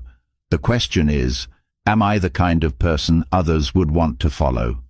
Live naturally, reject social conventions, and live according to nature. Society is full of rules, unspoken expectations about how to dress, how to act, what to desire. People follow these rules not because they truly believe in them, but because they fear judgment. But Diogenes, the radical philosopher of ancient Greece, saw through the illusion. He rejected social conventions entirely, choosing to live as naturally as possible, free from artificial constraints. Diogenes believed that humans complicate their lives by chasing status, wealth, and approval. He saw people suffering under the weight of expectations, pretending to be something they're not, sacrificing their own happiness to fit in. But what if none of it mattered? What if happiness wasn't found in obeying society's rules, but in living authentically? He lived his philosophy to the extreme, choosing to sleep in a barrel, owning almost nothing, and mocking the powerful for their arrogance. He believed that human beings, like animals, have simple needs: food, shelter, freedom. Everything else, titles, possessions, reputation, was just unnecessary baggage. By rejecting these things, he freed himself from the chains that bind most people. This does not mean you need to abandon society and live in the streets like Diogenes. It means questioning what you've been told. Are you chasing success because you want it, or because society tells you to? Do you dress a certain way because it makes you happy, or because you fear standing out? Do you follow rules that make sense, or just because everyone else does? To live naturally means to strip away the false and embrace what is real, to let go of pointless social pressures, to live in alignment with your true self, not the self others expect you to be, but the self you are. Self-sufficiency. Depend on as little as possible for happiness. Most people believe happiness comes from external things: money, possessions, relationships, status. But what happens when those things disappear? What happens when wealth is lost, when people leave, when circumstances change? If your happiness depends on what can be taken from you, then you are never truly free. This is why the ancient cynics, like Diogenes and Antisthenes, preached self-sufficiency. To be self-sufficient means to rely on as little as possible for your well-being. It means finding peace within yourself rather than looking for it in external things. A person who needs luxury to feel comfortable is fragile. A person who needs approval to feel worthy is trapped. A person who needs constant pleasure to feel alive will always be chasing, never satisfied. But a person who has trained themselves to be content with little, who finds joy in simplicity, who does not need anything to be happy, that person is truly free. Cynicism is not about suffering or depriving yourself for no reason. It is about strength. It is about being unshakable. The more you can live without, the less power the world has over you. If you learn to be happy with a simple life, then no loss can destroy you. If you learn to find joy in your own mind, then no external hardship can take it away. True self-sufficiency is not about isolation. It is about independence. It is about being the kind of person who, no matter what happens, remains standing, who does not break when life takes something away, who does not live in fear of losing what they have, because they know their happiness was never in those things to begin with. It was always within. Question authority. Society's values are often corrupt. Challenge them. Most people accept authority without question. They follow rules, obey traditions, and adopt societal values as if they were absolute truths. But Diogenes, the rebellious philosopher of ancient Greece, saw through this illusion. He believed that authority, whether in government, religion, or culture, was often built on hypocrisy, greed, and control. Instead of blindly following, he challenged everything. Diogenes mocked kings, exposed the arrogance of philosophers, and laughed in the face of power. When Alexander the Great offered him anything he desired, Diogenes simply replied, "Move aside, you're blocking my sunlight." He refused to bow to status, believing that no person was inherently superior to another. He lived by one rule: think for yourself. Society's values are often shaped by those in power. The rich tell you money equals success. The rulers tell you obedience is good. The media tells you what to desire, what to fear, what to believe. But ask yourself, who benefits from these ideas? Do they truly serve you, or do they serve those who want to keep you controlled? To question authority does not mean to rebel for the sake of rebellion. It means to challenge assumptions, to think critically, to refuse to accept something just because that's the way it is. It means standing up against corruption, questioning outdated traditions, and not being afraid to walk a different path. The greatest minds in history were those who dared to challenge the system, and the world only changes when enough people do the same. Reject materialism. Wealth and possessions do not bring true happiness. People spend their lives chasing money, status, and possessions, believing that happiness lies in accumulation. But the cynics, led by philosophers like Diogenes and Antisthenes, saw materialism as a trap. They believed that true happiness comes not from having more, but from needing less. Imagine a man who owns nothing but is free, content, and at peace. Now imagine a man who owns everything but is always anxious, always fearful of losing what he has. Who is truly rich? The cynics would argue that wealth is not measured by what you own, but by how little you need to be happy. Materialism is an endless cycle. The more you have, the more you want. The new car, the bigger house, the expensive clothes, they bring temporary pleasure, but soon the excitement fades. Then you need more, and more. But no matter how much you accumulate, there is always something else to chase, and in that chase, life passes by. Diogenes lived with almost nothing, just a cloak, a staff, and a bowl, which he later threw away after seeing a boy drink from his hands. He was not poor, he was free. Free from the anxiety of losing possessions, free from the endless hunger for more, free from the illusion that happiness comes from things outside of himself. Rejecting materialism does not mean rejecting comfort. It means rejecting dependence. It means realizing that true wealth is not in what you own, but in what you can live without. It means understanding that no possession, no amount of money will ever bring lasting happiness, because happiness, as the Cynics taught, is not something you buy, it is something you are. Freedom through simplicity. A minimalist life frees you from unnecessary burdens. Most people are weighed down by their own possessions, obligations, and desires. They think freedom comes from having more money, more things, more status.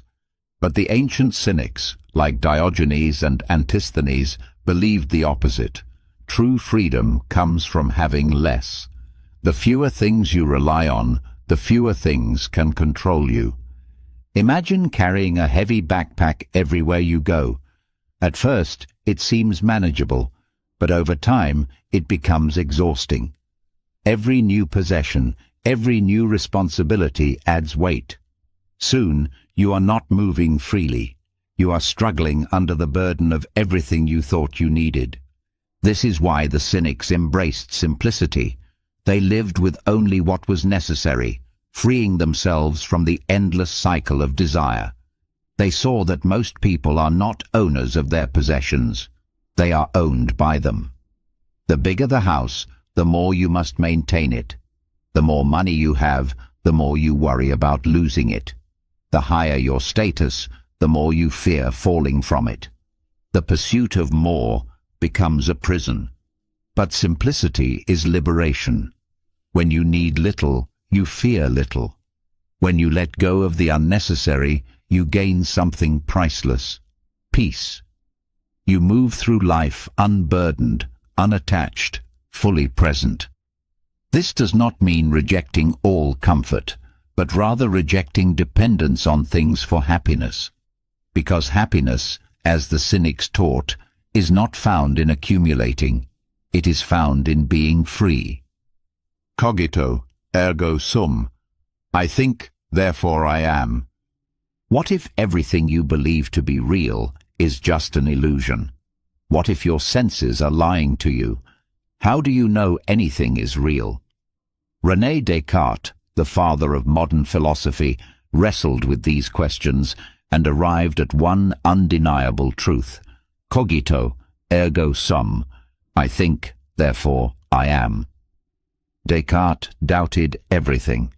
He questioned whether the world was real, whether his body was real, whether his memories could be trusted.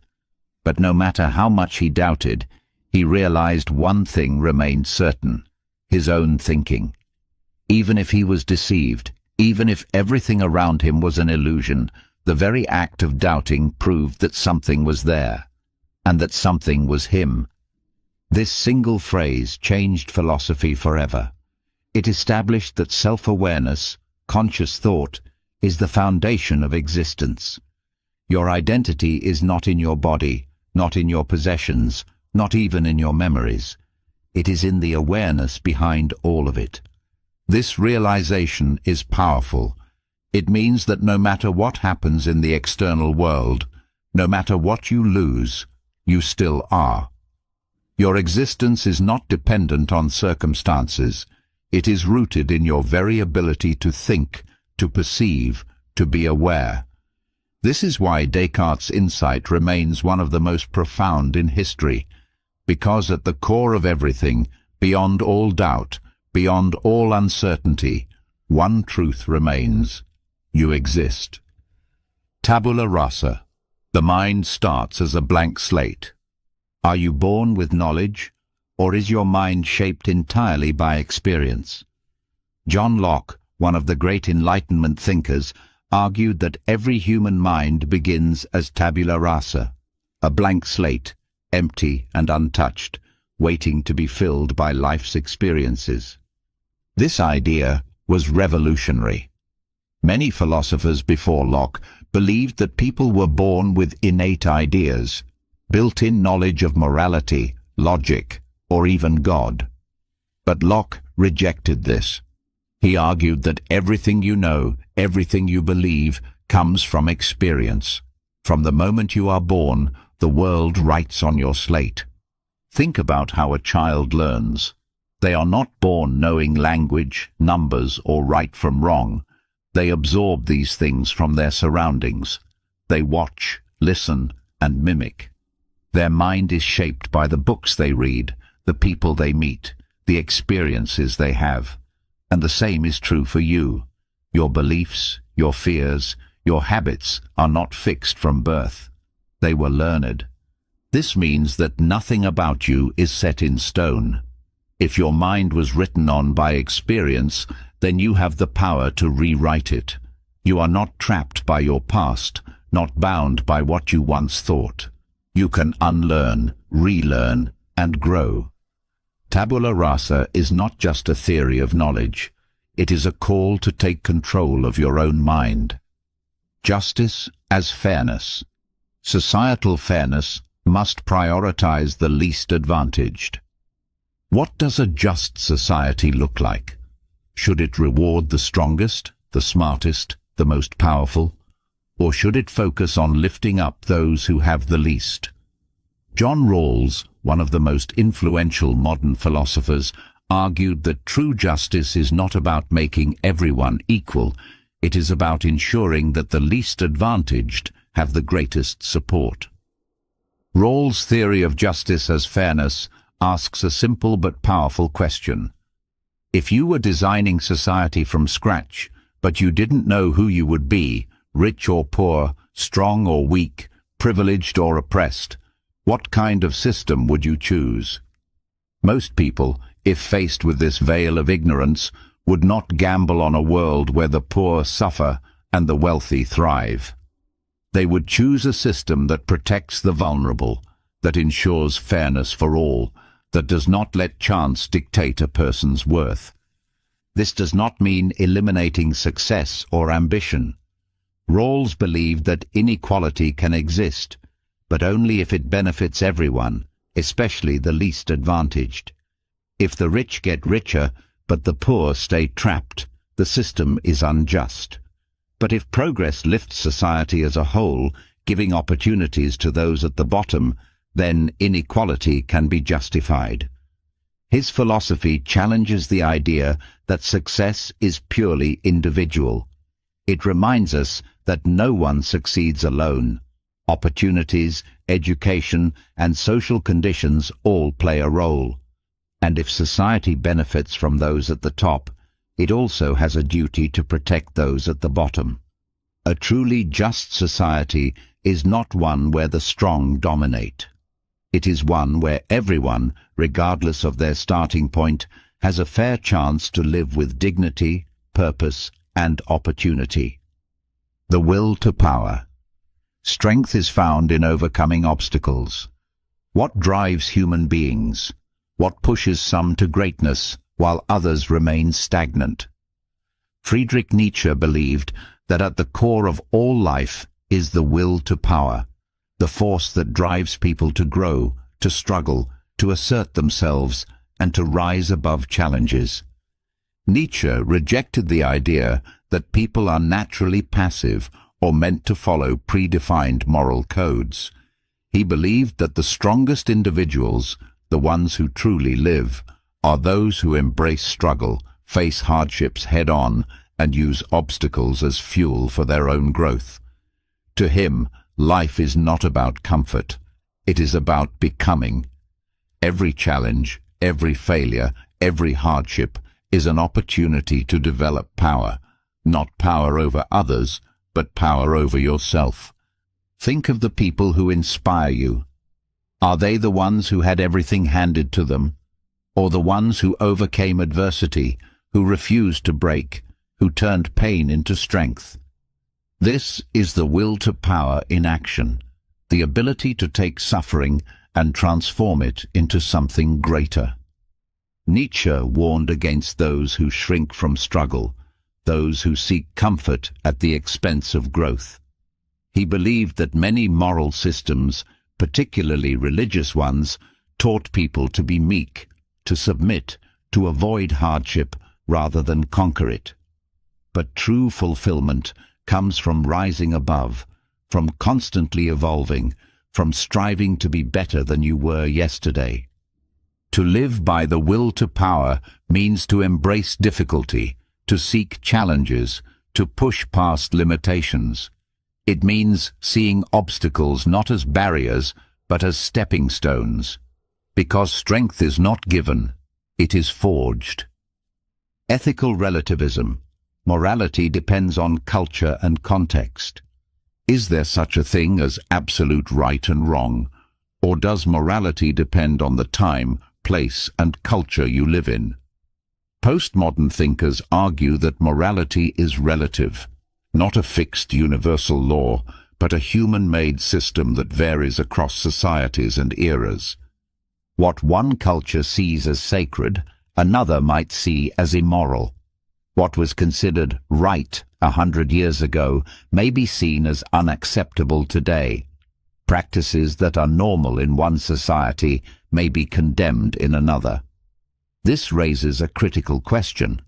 If morality changes, can it ever be absolute?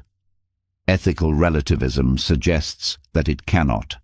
There is no single objective moral truth, only perspectives shaped by history, culture, and social structures. This idea challenges traditional beliefs. Many people want morality to be clear-cut, written in stone. But postmodern philosophy shows that moral systems are often shaped by power, tradition, and social norms rather than by some universal law. Ethical relativism does not mean that anything goes. It means recognizing that different people, in different contexts, have different values. Instead of blindly accepting one moral code as correct, it urges us to question, to ask where our beliefs come from, who they serve, and whether they still hold true. This can be uncomfortable. If morality is relative, how do we decide what is right? The answer lies in awareness and adaptability. It requires understanding that morality is not static, that ethical questions often have no simple answers, and that different perspectives exist for a reason. Ethical relativism does not mean rejecting morality. It means engaging with it critically, with the understanding that what is right is often a matter of where you stand. The allegory of the cave. We live in illusions, mistaking shadows for reality. Imagine you have been chained in a dark cave since birth, facing a wall. Behind you, a fire burns, casting shadows of objects and people onto the wall in front of you. Since you have never seen anything else, you believe these shadows are reality. You do not question them because they are all you have ever known. This is Plato's allegory of the cave, one of the most famous metaphors in philosophy. It represents how most people live, trapped in illusions, mistaking appearances for truth. The shadows on the wall are the beliefs, social norms, and assumptions we inherit without question. The cave is the world of ignorance, where people accept what they are told without ever seeking deeper knowledge. But what happens when someone breaks free? When they turn around and see the fire, realizing the shadows were mere illusions? And what happens if they step outside the cave into the real world, where the light of the sun reveals reality in full? At first, they are blinded, overwhelmed by the truth. But as their eyes adjust, they see things as they really are. Now imagine this person returns to the cave to tell the others. What do you think happens? They are mocked, ridiculed, even seen as dangerous, because most people do not want to leave their illusions. They are comfortable in their ignorance, afraid of change, resistant to questioning their beliefs. Plato's allegory is a warning. Most of what we accept as reality is merely a reflection, a half-truth. To seek truth, you must be willing to leave the cave. You must question, challenge, and go beyond the surface. Most will never do this, but those who do will see the world as it truly is. Categorical imperative. Act only on principles that could be universal laws. How do you know if an action is truly moral? Is lying ever acceptable? Is stealing ever justified? Instead of relying on personal feelings or cultural norms, Immanuel Kant developed a strict rule for ethical decision-making, the categorical imperative. It states, act only according to principles that you would want to become universal laws. In other words, before doing something, ask yourself, what if everyone did this? Would the world function? Would society be just? If the answer is no, then the action is immoral, no exceptions. For example, take lying. If one person lies, it may seem harmless. But if everyone lied, trust would collapse, and communication would become meaningless. Therefore, lying is morally wrong, no matter the situation. The same applies to stealing. If everyone stole, society would break down. Kant believed that morality is not about personal gain or situational ethics. It is about creating a world where moral laws apply to all, equally and consistently.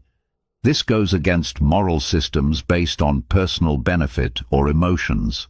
Kant argued that morality must be based on duty, not feelings.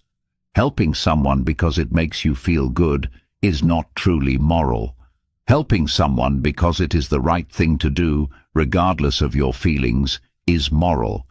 Ethics should not depend on convenience or consequences. They should be based on principles that hold true for everyone. Kant's categorical imperative demands strict moral consistency. No shortcuts, no situational justifications. It forces you to think beyond yourself and ask, would the world be better if everyone acted as I do? If not, then the action cannot be justified. True morality is not about what benefits you in the moment. It is about what creates a just and fair world for all. Utilitarianism, the greatest happiness for the greatest number. What makes an action good or bad?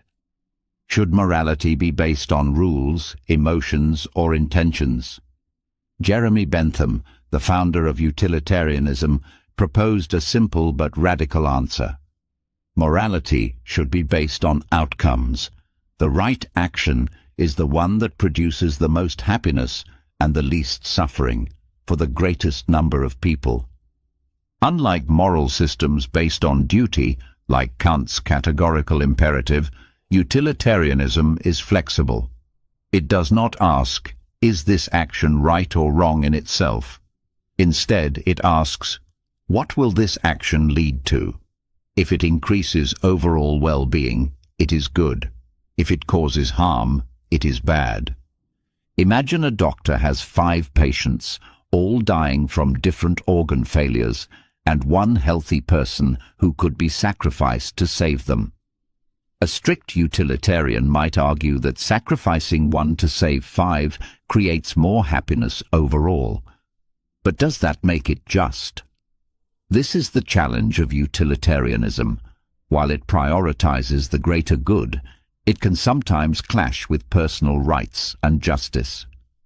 John Stuart Mill, who refined Bentham's theory, argued that not all happiness is equal. Some pleasures, like intellectual growth or deep relationships, are more valuable than temporary pleasures, like eating junk food or watching TV. He believed that utilitarianism should not just seek any happiness, but higher forms of happiness that lead to lasting fulfillment. Utilitarianism has influenced everything from law to economics to public policy.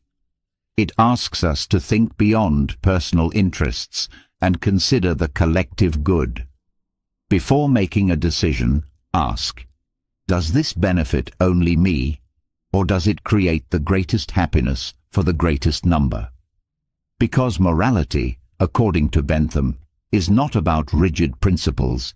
It is about maximizing well-being for all. The golden mean. Virtue is the balance between extremes. Too much courage becomes recklessness. Too little courage becomes cowardice. Too much generosity leads to self-destruction. Too little leads to greed. Aristotle called this balance the golden mean, the idea that virtue is found between extremes. Most people assume that morality is about avoiding bad behavior, but Aristotle believed that virtue is not about avoidance, but about balance. Every trait, when taken to an extreme, becomes a flaw. The key to a good life is not rejecting emotions or desires. It is learning how to control and balance them. Think of anger. Some believe anger is always bad, that a virtuous person should never be angry. But Aristotle disagreed. He believed that anger, when used correctly, is necessary for justice and self-respect. The key is moderation. Anger should not be uncontrolled rage, but neither should it be total passivity. The golden mean is finding the right amount, a level that leads to action but does not consume you. This principle applies to every part of life: work, relationships, ambition, pleasure. Too much ambition turns into obsession. Too little leads to stagnation. Too much self-discipline leads to a joyless life.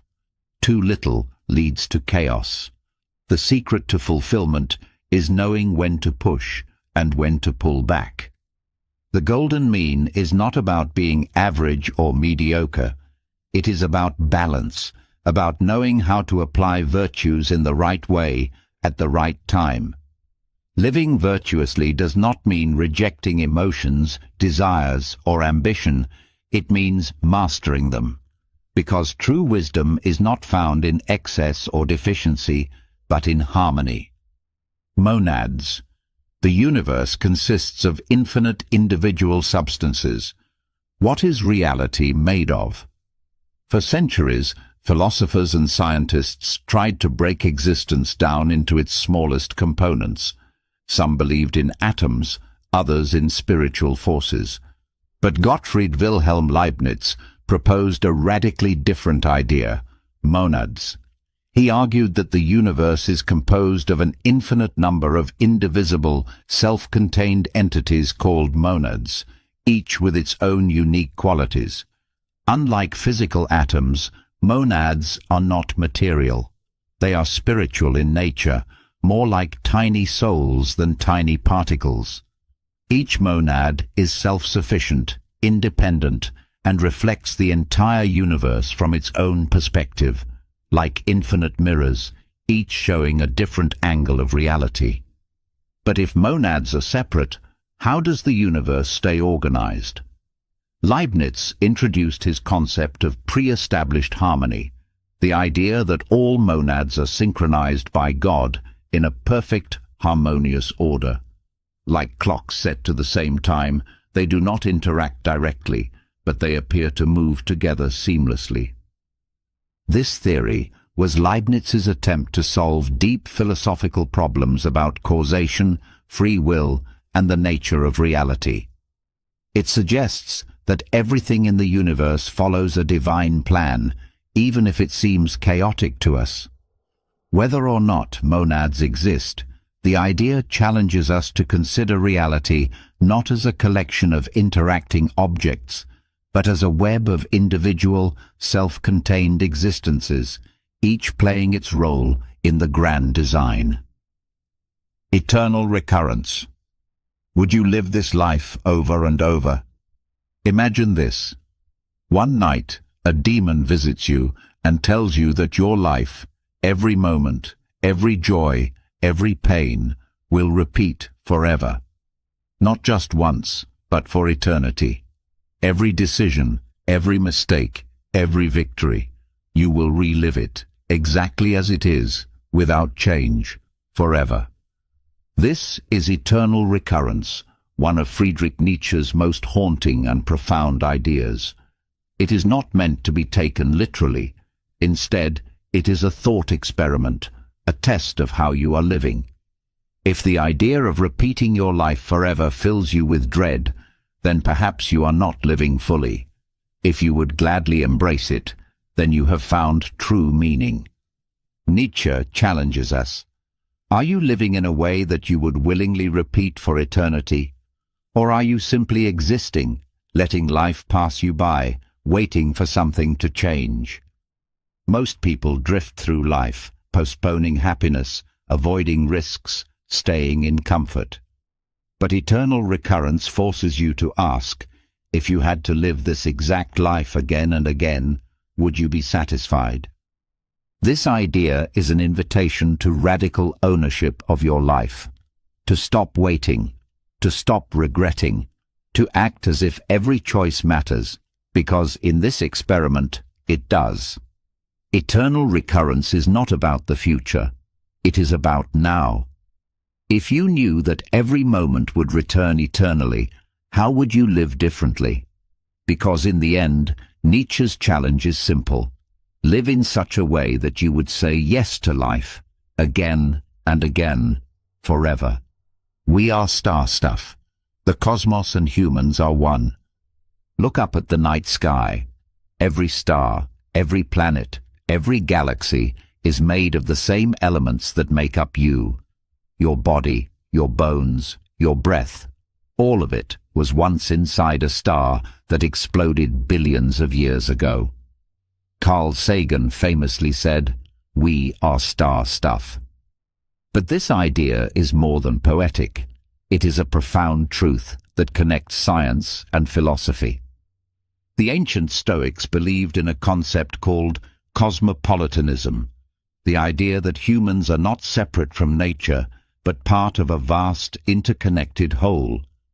They saw the universe as a single, living organism where everything flows together in perfect order. Modern science confirms what the Stoics intuited. The iron in your blood, the calcium in your bones, the oxygen you breathe, all were forged in ancient stars before finding their way into you.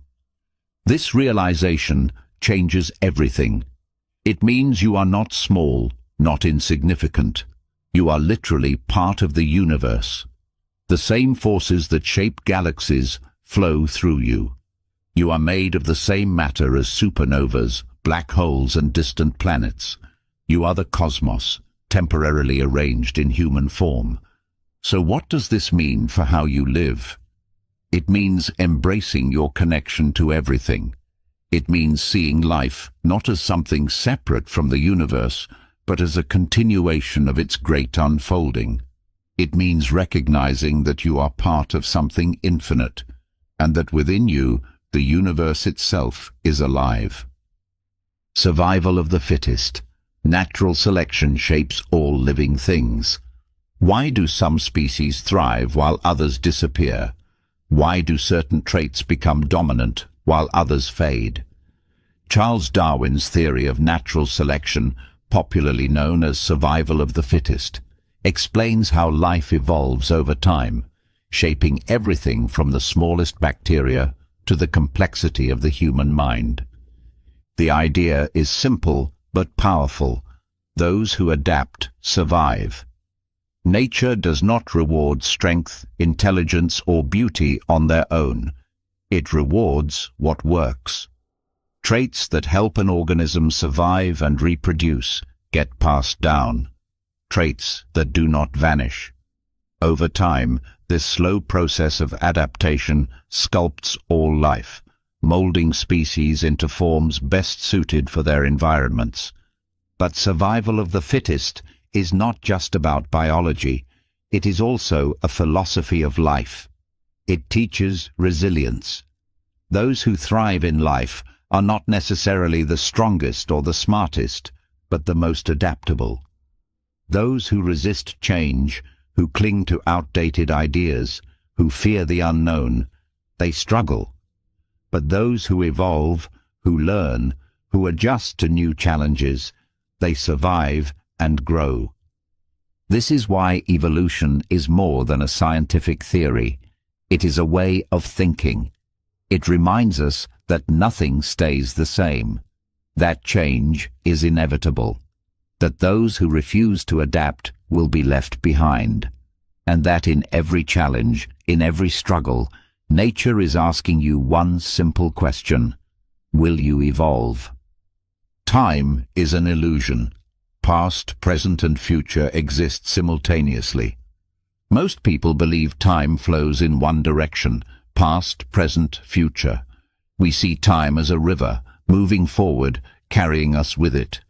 But Albert Einstein shattered this idea. His theory of relativity revealed that time is not a fixed progression, but a dimension, like space, where past, present, and future all exist at once. Think about it. If you stand still, time seems normal.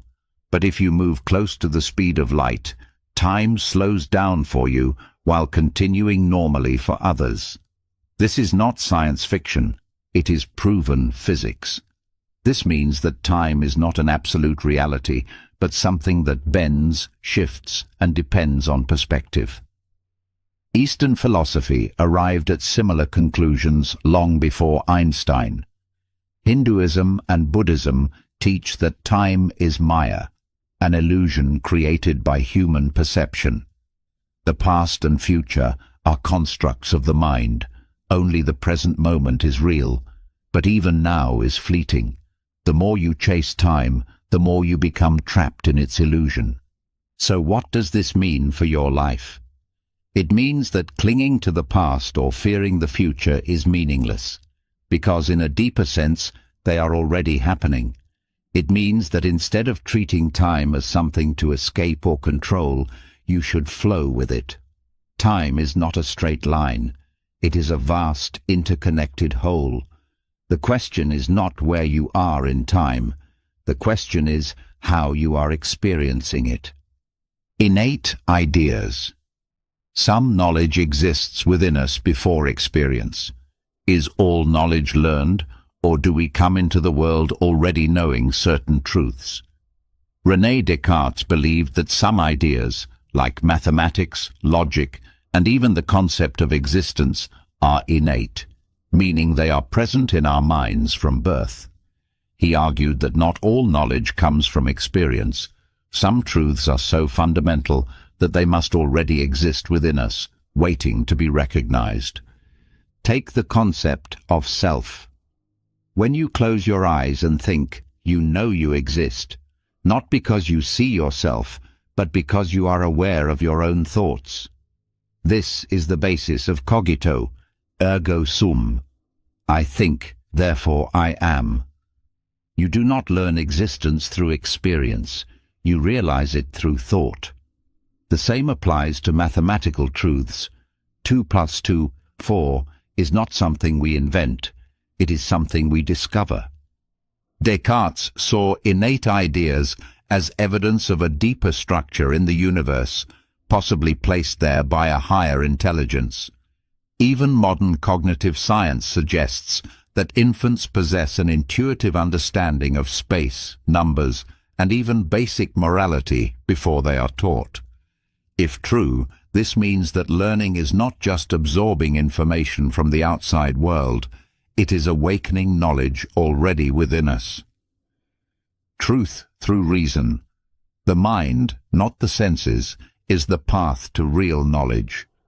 What if everything you see, hear, and feel is deceiving you? Can you truly trust your senses?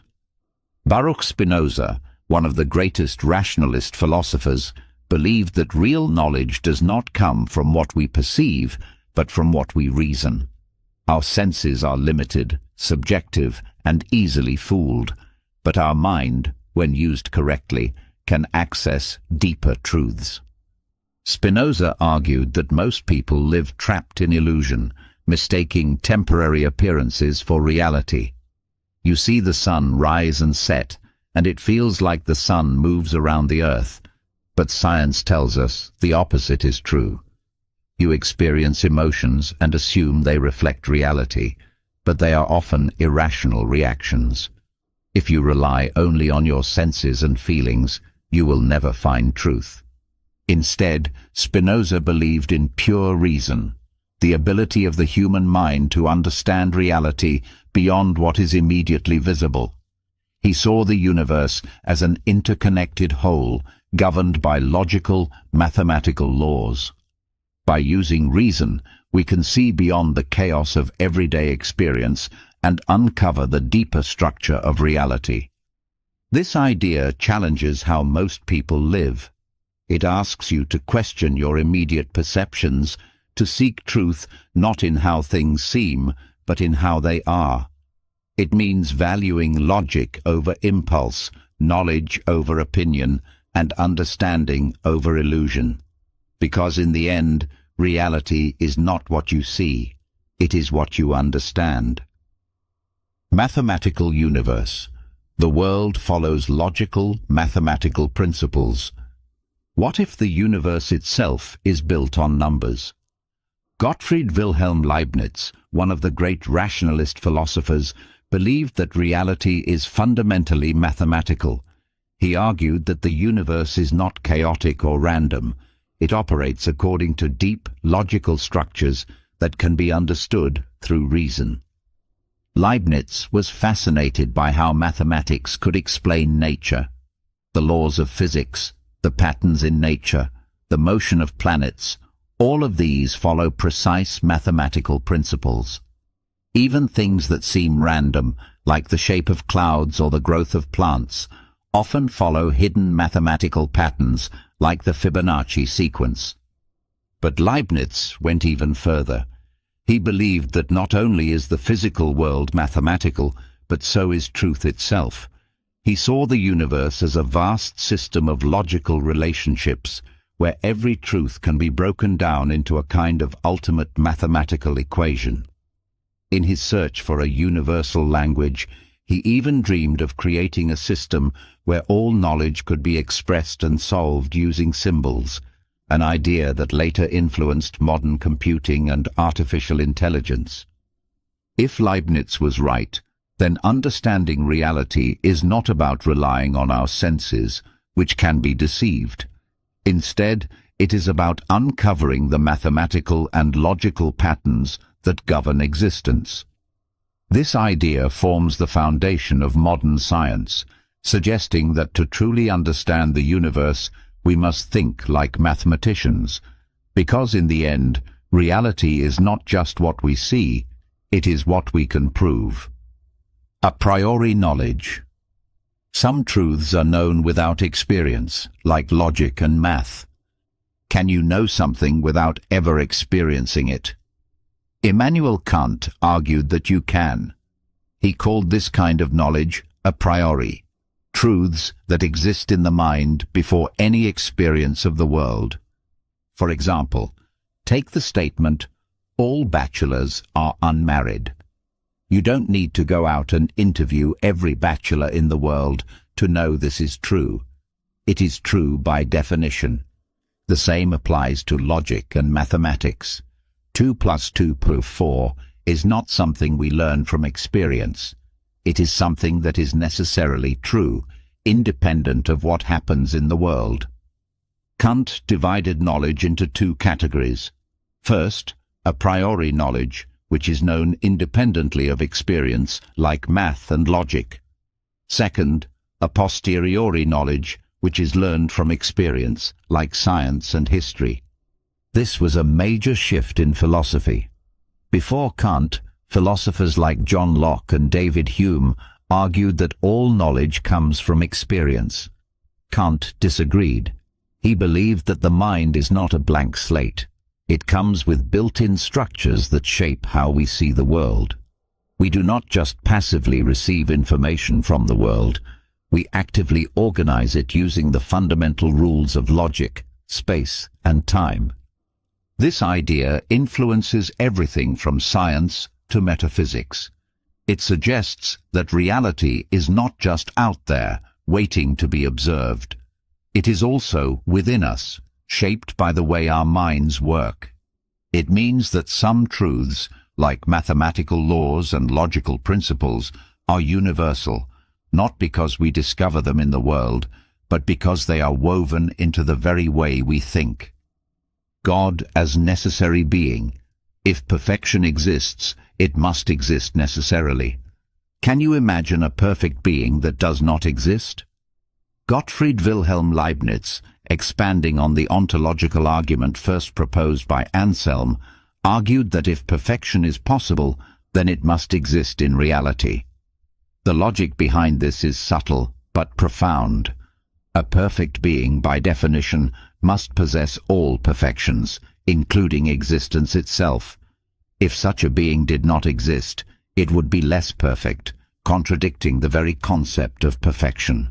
Therefore, God, as the most perfect being imaginable, must necessarily exist. Leibniz refined this argument by introducing the idea of necessary existence. Some things exist contingently. They could exist, but they don't have to. A tree, a person, a planet, none of these exist by necessity. But something that is necessary must exist in all possible realities. For Leibniz, God fits this category. A perfect being cannot be a mere possibility. It must exist in every possible world, including ours. This argument attempts to move beyond faith and into pure reason. It does not rely on religious scripture or personal belief, but instead on logical necessity. However, it remains one of the most debated ideas in philosophy. Can existence be a defining trait? Can logic alone prove God's existence? Whether or not one accepts the argument, Leibniz's reasoning forces us to consider the nature of perfection, existence, and necessity in ways that go beyond ordinary thought. Experience shapes mind. All knowledge comes through the senses. Are we born with ideas, or is the mind a blank slate shaped entirely by experience? John Locke argued that all knowledge comes from the senses. He rejected the idea of innate ideas, insisting that everything we know is built from what we see, hear, touch, taste, and smell. To Locke, the mind at birth is tabula rasa, a blank slate waiting to be written on by experience. This idea was a direct challenge to thinkers like Descartes, who believed that certain truths, such as mathematics or morality, exist within us before experience. Locke disagreed. He believed that even the most complex thoughts originate from simple sensory experiences. A child does not know the concept of redness at birth. They see red objects repeatedly, compare them, and form the idea over time. Likewise, ideas like justice, love, or even God are not built into the mind. They are learned through experience, shaped by the environment, and influenced by culture. This view laid the foundation for empiricism, the belief that knowledge is derived from observation and experimentation rather than pure reason. It also influenced modern psychology, education, and science. If all knowledge comes through the senses, then improving our understanding of the world requires experience, not just abstract reasoning. But does this mean we are purely products of our environment? Can we ever truly escape the limits of our experience? Locke's ideas suggest that everything we know is built from what we have encountered. But if that's the case, how can we ever be sure that we see the full truth? The more we understand how experience shapes the mind, the more we realize how much our knowledge is shaped and limited by the world around us. Causation is a habit. We don't truly know cause and effect, only patterns. Every day you see one event followed by another. A match lights when struck, the sun rises after night, a glass shatters when it falls. You assume that one thing causes the next. But what if causation is just an illusion? What if all we truly know are patterns, not real connections? This is what David Hume argued. Hume believed that cause and effect are not things we know. They are simply habits of thought. We see patterns repeated over and over, and we assume a connection. When we drop a ball, we expect it to fall, not because we see a force acting on it, but because it has always happened that way before. But does this mean it must happen that way? Can we ever prove that one event causes another? Hume's skepticism of causation shook philosophy. He argued that we never see causation directly, we only see sequences of events. If a rooster crows every morning before sunrise, and this happens 1,000 times, we might believe the crowing causes the sunrise, but we would be wrong. What if everything we believe about cause and effect is just this same kind of illusion, repeated on a much larger scale? This idea has massive implications for science and knowledge itself. Science is based on cause and effect, but if causation is just a mental habit, then all scientific laws are based on assumptions, not certainty. Hume forces us to question the foundations of how we think, reminding us that just because something always has happened a certain way does not mean it must continue to happen. Skepticism of reality. We can never know if reality exists beyond perception. What if everything you experience, every sight, sound, and touch, is just a projection of your mind? How can you be certain that the external world even exists? David Hume took skepticism to its extreme, arguing that we can never truly know if reality exists beyond our perception. Think about it. Every piece of information you receive about the world comes through your senses. You don't experience reality directly, you experience your version of it. When you see a tree, you are not interacting with the tree itself, but with the image of the tree created by your mind. When you hear someone speak, you don't hear the sound itself, but the brain's interpretation of sound waves. If everything we know is filtered through perception, how can we be sure that anything exists beyond it? Hume challenged the assumption that there is an objective reality outside our minds.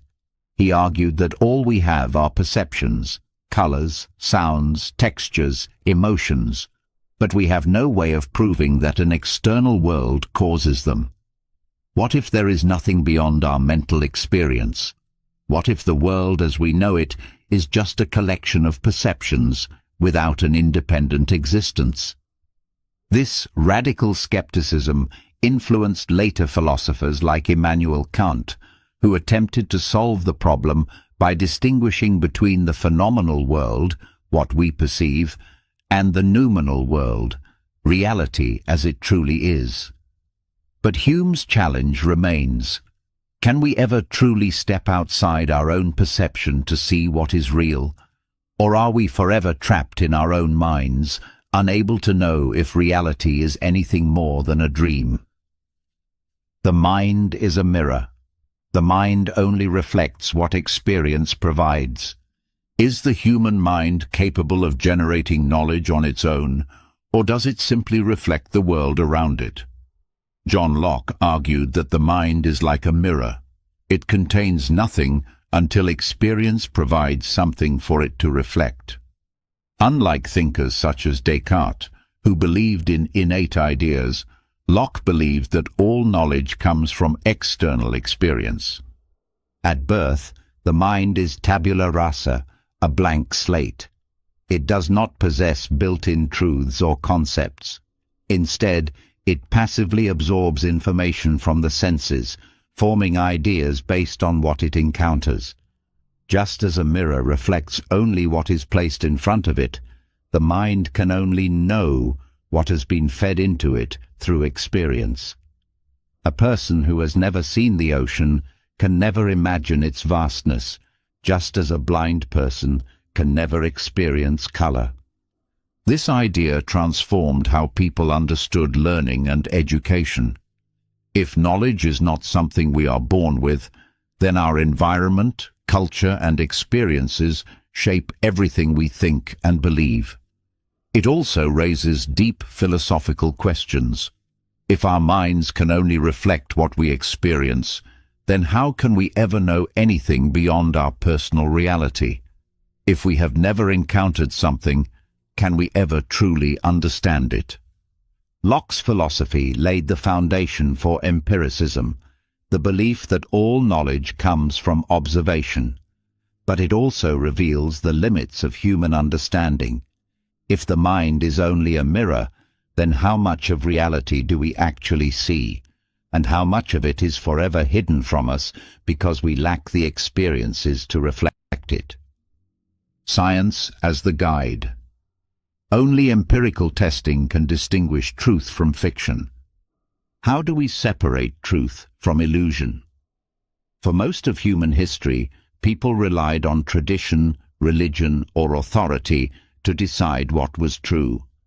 But Francis Bacon, the father of the scientific method, argued that the only reliable path to knowledge is empirical testing. Instead of trusting opinions, assumptions, or ancient texts, we must rely on evidence. Bacon's approach was revolutionary. He insisted that knowledge should not be based on faith or speculation, but on experimentation and observation. If an idea is true, it must be tested. If it fails under scrutiny, it must be abandoned. This method, hypothesis, experiment, observation, conclusion, became the foundation of modern science. Before Bacon, people believed that truth was something you could think your way into. Philosophers debated ideas in abstract, assuming that pure reason could lead to certainty. But Bacon argued that the real world does not conform to human assumptions. It must be observed directly. This idea changed everything. It led to the rapid progress of science, from physics to medicine to technology. It also exposed falsehoods that had been accepted for centuries. Ancient thinkers believed the Earth was the center of the universe, until observation proved otherwise. Alchemists believed they could turn lead into gold, until experimentation showed it was impossible. Science, by demanding proof, forces humanity to continuously refine its understanding of reality. Bacon's scientific method is now the foundation of rational thought. It teaches us to be skeptical of untested beliefs, to challenge assumptions, and to accept that truth is not fixed. It evolves. The world does not bend to our beliefs. Instead, we must shape our beliefs to fit the world. Only through testing, questioning, and observing can we move beyond illusion and uncover the reality that lies beneath. Truth is what works. Ideas are true if they have practical benefits. What makes something true? Is truth an absolute, unchanging reality, or is it simply whatever helps us navigate the world effectively? William James, one of the leading figures in pragmatism, argued that truth is not about abstract logic, it is about what works. For James, an idea is true if it produces useful results in real life. If believing in something helps you make better decisions, find meaning, or solve problems, then it is true for you. This is a radical departure from traditional philosophy, which sees truth as something objective and fixed. James saw truth as fluid, changing based on what is most beneficial in a given situation. Think about beliefs like free will, morality, or even religious faith. If believing in free will gives you motivation to act, if believing in morality helps society function, if faith gives someone purpose, then those ideas are true in a pragmatic sense, even if they cannot be scientifically proven. But pragmatism also applies to science and everyday life. A medical theory is true if it helps cure disease. A business strategy is true if it leads to success. A philosophy is true if it helps people live better lives. James's approach forces us to rethink truth, not as an abstract, eternal concept, but as something that proves itself through results. This idea is both liberating and controversial. It means that truth is not something we find, it is something we create through action.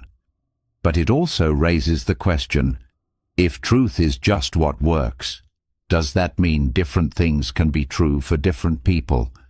If reality is flexible, does anything remain objectively real?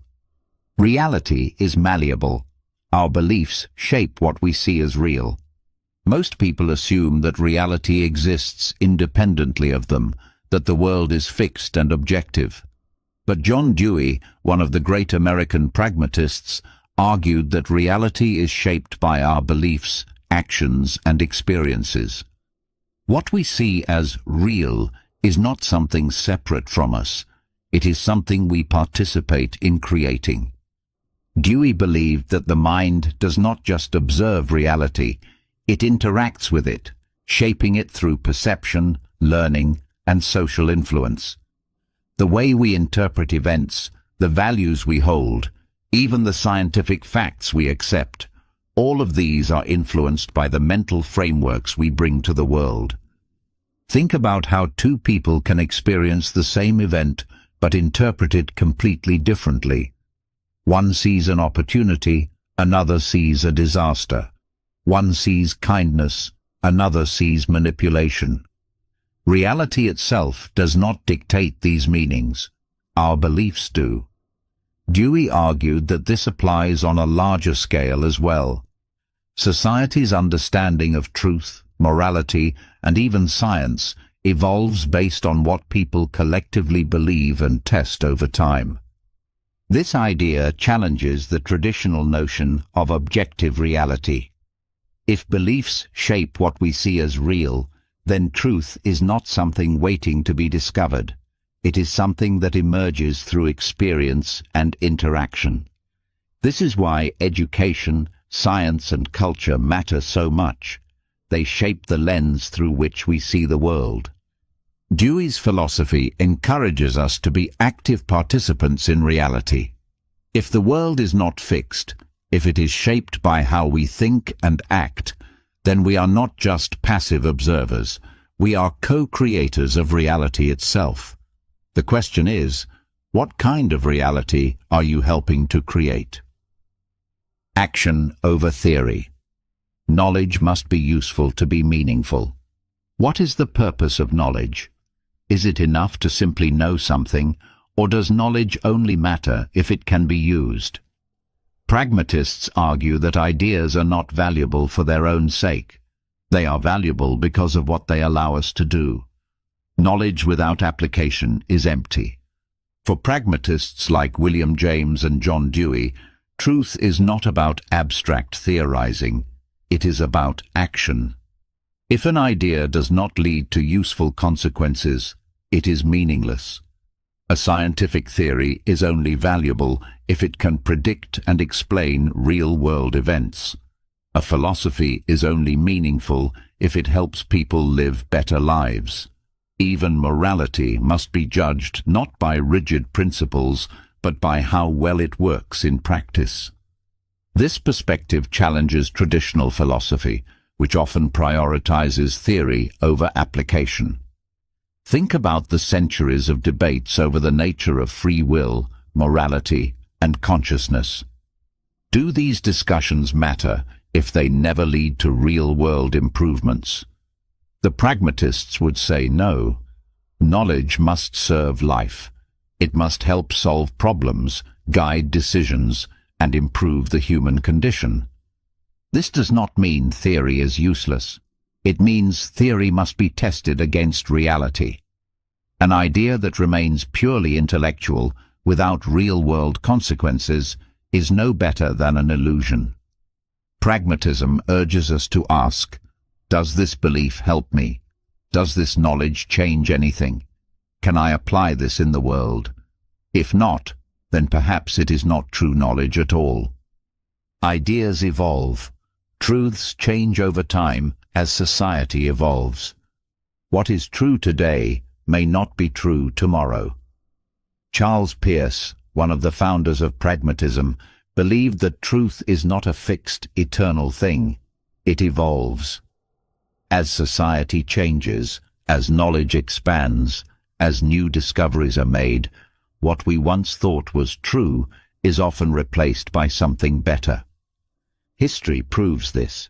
People once believed the earth was the center of the universe, that disease was caused by evil spirits, that kings ruled by divine right. These truths were accepted for centuries, until new evidence emerged, new perspectives developed, and old ideas were discarded. Science, morality, and philosophy all evolve, just like living organisms adapting to their environment. Peirce saw truth as a process, not a final destination. He argued that knowledge is always provisional. We should never assume we have reached the ultimate answer. Instead of clinging to old beliefs, we must remain open to revision, always testing, questioning, and improving our understanding. This challenges the way most people think about truth. We want certainty, stability, something solid to hold on to. But if truth is always evolving, then we must embrace uncertainty, not as a weakness, but as the driving force of progress. The best way to approach knowledge is not with absolute conviction, but with curiosity and flexibility. Truth is not something we possess, it is something we pursue. And as long as human thought continues to grow, truth will never be final. It will always be a work in progress. Education as growth. Learning is an ongoing transformation, not memorization. What does it mean to be educated? Is it the ability to recall facts, pass exams, or repeat what has been taught? John Dewey, one of the most influential thinkers in education, rejected the idea that learning is just about memorization. To him, true education is not about storing information. It is about growing as a person. Dewey believed that learning is an active process, not a passive one. Education should not be about force-feeding students facts, but about engaging them, encouraging curiosity, problem-solving, and real-world application. He argued that knowledge is not something you simply receive, it is something you develop through experience, experimentation, and reflection. This approach revolutionized how we think about learning. Instead of rigid lectures, Dewey promoted hands-on learning, where students engage with real problems. Instead of seeing education as preparation for later life, he saw it as a fundamental part of life itself. A person does not stop learning after school. Education is a lifelong process of adapting, growing, and improving. This challenges traditional education systems, which often focus on rote learning, memorizing facts, taking standardized tests, and following rigid curriculums. Dewey argued that true learning is not about what you know, but about how you think. If education is about memorization, knowledge becomes fragile. It is easily forgotten. But if education is about growth, then knowledge becomes part of you, shaping how you see the world. Learning should not be about preparing students for a test. It should be about preparing them for life. It should teach them how to think, how to question, how to adapt. Because in a world that is constantly changing, the ability to keep learning is the most important skill of all. Doubt everything. True knowledge begins with radical skepticism. How do you know anything is real? What if your senses deceive you? What if everything you believe is an illusion? René Descartes, one of the greatest philosophers of all time, argued that the only way to find true knowledge is to doubt everything, to strip away every assumption and see what remains. Descartes realized that most of what people accept as truth is based on unreliable foundations, tradition, authority, personal experience. But senses can be deceived. Opinions can be false. Even the things that seem obvious could be illusions. So how can we be sure of anything? To solve this, Descartes applied radical skepticism. He assumed that everything he believed could be false. His senses, his memories, even the existence of the external world. He imagined a scenario where an all-powerful evil demon was deceiving him, making him believe in a world that did not actually exist. But even in this extreme doubt, he found one thing that could not be denied. He was thinking, and if he was thinking, then he must exist. This led to his famous statement, cogito, ergo sum, I think, therefore I am. From this one undeniable truth, Descartes tried to rebuild knowledge on a firm foundation. His skepticism forced him to question everything, but it also allowed him to find truths that could not be doubted. This method of questioning assumptions became the basis of modern philosophy and science. Doubt, then, is not the enemy of knowledge. It is its starting point. If we never question, we remain trapped in illusion. But if we dare to doubt, to challenge assumptions, to strip away falsehoods, we move closer to real understanding. Because the only way to truly know something is to first ask, what if I'm wrong? You cannot trust your senses. They often deceive you. Can you truly believe what you see, hear, or feel? Ancient skeptic Pyrrho argued that you cannot. He believed that the senses are unreliable, easily tricked, and constantly changing. What looks small from far away seems large up close. A stick in water appears bent, though it is straight. A sound that is quiet to one person is deafening to another.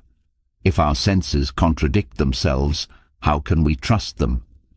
Pyrrho and the skeptics of ancient Greece believed that because the senses deceive us, we should suspend judgment about reality. Instead of claiming to know the truth, we should accept that we do not know and live with uncertainty. Pyrrho himself was said to be so indifferent to what his senses told him that he had to be guided by his friends to avoid walking into danger. This radical doubt challenges how we experience the world. We assume that our perceptions are accurate, but what if they are not? Modern science confirms that our senses filter reality. Our eyes do not see ultraviolet light. Our ears do not hear all frequencies. Our brains even fill in missing details, creating illusions. If what we perceive is not the full picture, then how much of reality remains hidden from us? Skepticism of the senses leads to deeper questions. If we cannot trust our perceptions, can we ever truly know the world? Are we living in a reality shaped only by what our limited senses allow us to experience? Pyrrho's philosophy does not give easy answers. It forces us to question everything we think we know. Knowledge is unattainable. We may never reach absolute certainty. Is it possible to know anything with complete certainty? Agnostic skeptics argue that true, absolute knowledge is beyond our reach. No matter how much we study, question, or explore, there will always be a level of doubt. Reality, truth, even our own existence, everything we claim to know could be an illusion. This skepticism does not mean that all knowledge is false, but that certainty itself is an illusion. Science is based on observation, but what if our observations are flawed? Philosophy seeks ultimate truths, but what if reason itself is limited? Every new discovery leads to more questions, pushing the boundaries of what we understand, but never reaching a final answer. The ancient skeptics like Sextus Empiricus and modern agnostic thinkers like Bertrand Russell argued that recognizing our limits is the first step toward wisdom. If we accept that we may never know the ultimate truth, we become open to constant learning, critical thinking, and the humility to change our beliefs when new evidence emerges. This perspective is unsettling, People crave certainty. They want clear answers, firm ground, something to hold on to. But the world does not offer guarantees. Skepticism reminds us that while we may never attain absolute knowledge, we can still seek better knowledge, always questioning, always refining, always moving closer to truth, even if we never fully reach it. The brain in a vat. How can we know we aren't living in a simulation? What if everything you see, hear, and feel is an illusion? What if your body doesn't exist, and your entire life is nothing more than electrical signals fed into your brain by some unknown force? This is the brain in a vat thought experiment, a modern version of radical skepticism, questioning whether reality itself is real. Imagine that a scientist has removed your brain, placed it in a vat of life-sustaining liquid, and connected it to a supercomputer. This computer sends electrical impulses that perfectly simulate the experience of reality. You see the sky, feel the wind, taste food, but none of it is real. It is all just artificial signals. Now, ask yourself, how would you know? If your entire experience is created by an external source, then everything you believe about the world, including your own body, is uncertain. This scenario echoes earlier skepticism from philosophers like Descartes, who questioned whether an evil demon might be deceiving him. But in the modern age, with the rise of virtual reality and artificial intelligence, the idea has become even more relevant. If computers can already simulate lifelike environments, how can we be sure that we are not in one right now? This is the foundation of simulation theory, famously popularized by thinkers like Nick Bostrom and even referenced in movies like The Matrix. If an advanced civilization could create highly realistic simulations of consciousness, then, statistically speaking, it is more likely that we are in a simulation rather than the one real universe. While this may sound like science fiction, the implications are serious. If we cannot prove that we are not in a simulation, then we must reconsider what reality even means.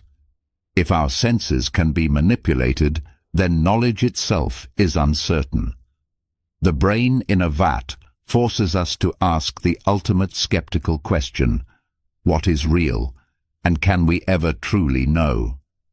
Challenge authority. No belief should go unquestioned. Why do we believe what we believe? Because it is true, or because we were told it is true? Sextus Empiricus, one of the great skeptics of ancient Greece, argued that no belief, no matter how widely accepted, should be taken at face value. Authority, tradition, and dogma should always be questioned. Throughout history, people have blindly followed religious leaders, political rulers, and cultural traditions without asking if those beliefs are justified. Empiricus saw this as dangerous. He believed that most authority is based not on truth, but on power. Kings once ruled by divine right. Scientists were once punished for saying the earth was not the center of the universe, and entire societies have accepted unjust laws simply because they were told to. To challenge authority does not mean to reject everything. It means to demand reason and evidence. If an idea is true, it should withstand questioning. If it crumbles under scrutiny, it was never worth believing in the first place. This applies not just to religion and politics, but to everyday life. Why do we follow certain social norms? Why do we accept certain moral values? Why do we assume experts are always correct? Skepticism is not about denying truth. It is about ensuring that what we believe is true. Blind faith in authority leads to ignorance, while questioning and independent thought lead to knowledge. Sextus Empiricus teaches us that wisdom begins when we stop asking, "Who said this?" and start asking, "Is this actually true?" Language shapes thought. We don't describe reality. Language creates it. Most people assume that language is just a tool for describing the world. You see something, you name it, and that word represents reality. But what if the opposite is true? What if language actually shapes how you see the world? Ferdinand de Saussure, the father of structural linguistics, argued that language does not just reflect reality, it constructs it. Words do not simply label objects, they shape how we think about them. The language you speak determines how you categorize experiences, what distinctions you notice, and even what concepts exist in your mind. Think about color. In English, we have blue and green as separate colors, but some languages, like certain indigenous Australian dialects, have a single word for both. Speakers of these languages literally see color differently than English speakers because their language does not force them to make the same distinction. This effect applies to emotions, time, and even morality. Saussure also argued that words have no natural connection to what they represent. The word tree has no inherent relationship to the object we call a tree. It is just a sound we have collectively assigned to it. Different languages divide reality in different ways. Eskimo Aleut languages have dozens of words for snow, while the Piraha people of the Amazon have no words for exact numbers. Their perception of the world is shaped by what their language allows them to express. This idea has massive implications. If language shapes thought, then different languages create different realities. It also means that what we believe to be true is often limited by the structure of the words we use. Language is not a mirror, it is a lens, filtering and reshaping everything we see. There is no truth. Truth depends on who controls the narrative.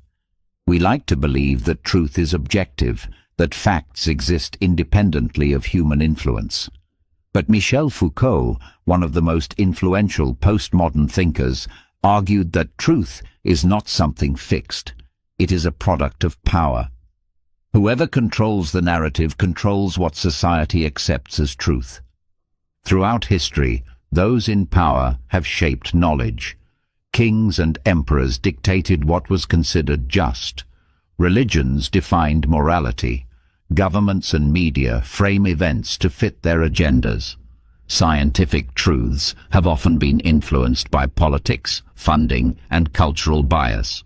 Foucault believed that knowledge is never neutral. It is always tied to systems of power. Consider history books. They tell the story from the perspective of the victors, shaping what future generations believe about the past. Consider science.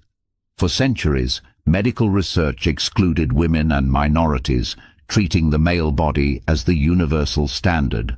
What was accepted as medical truth was, in reality, shaped by bias. Even in law, what is considered a crime or a social norm is dictated by those in charge.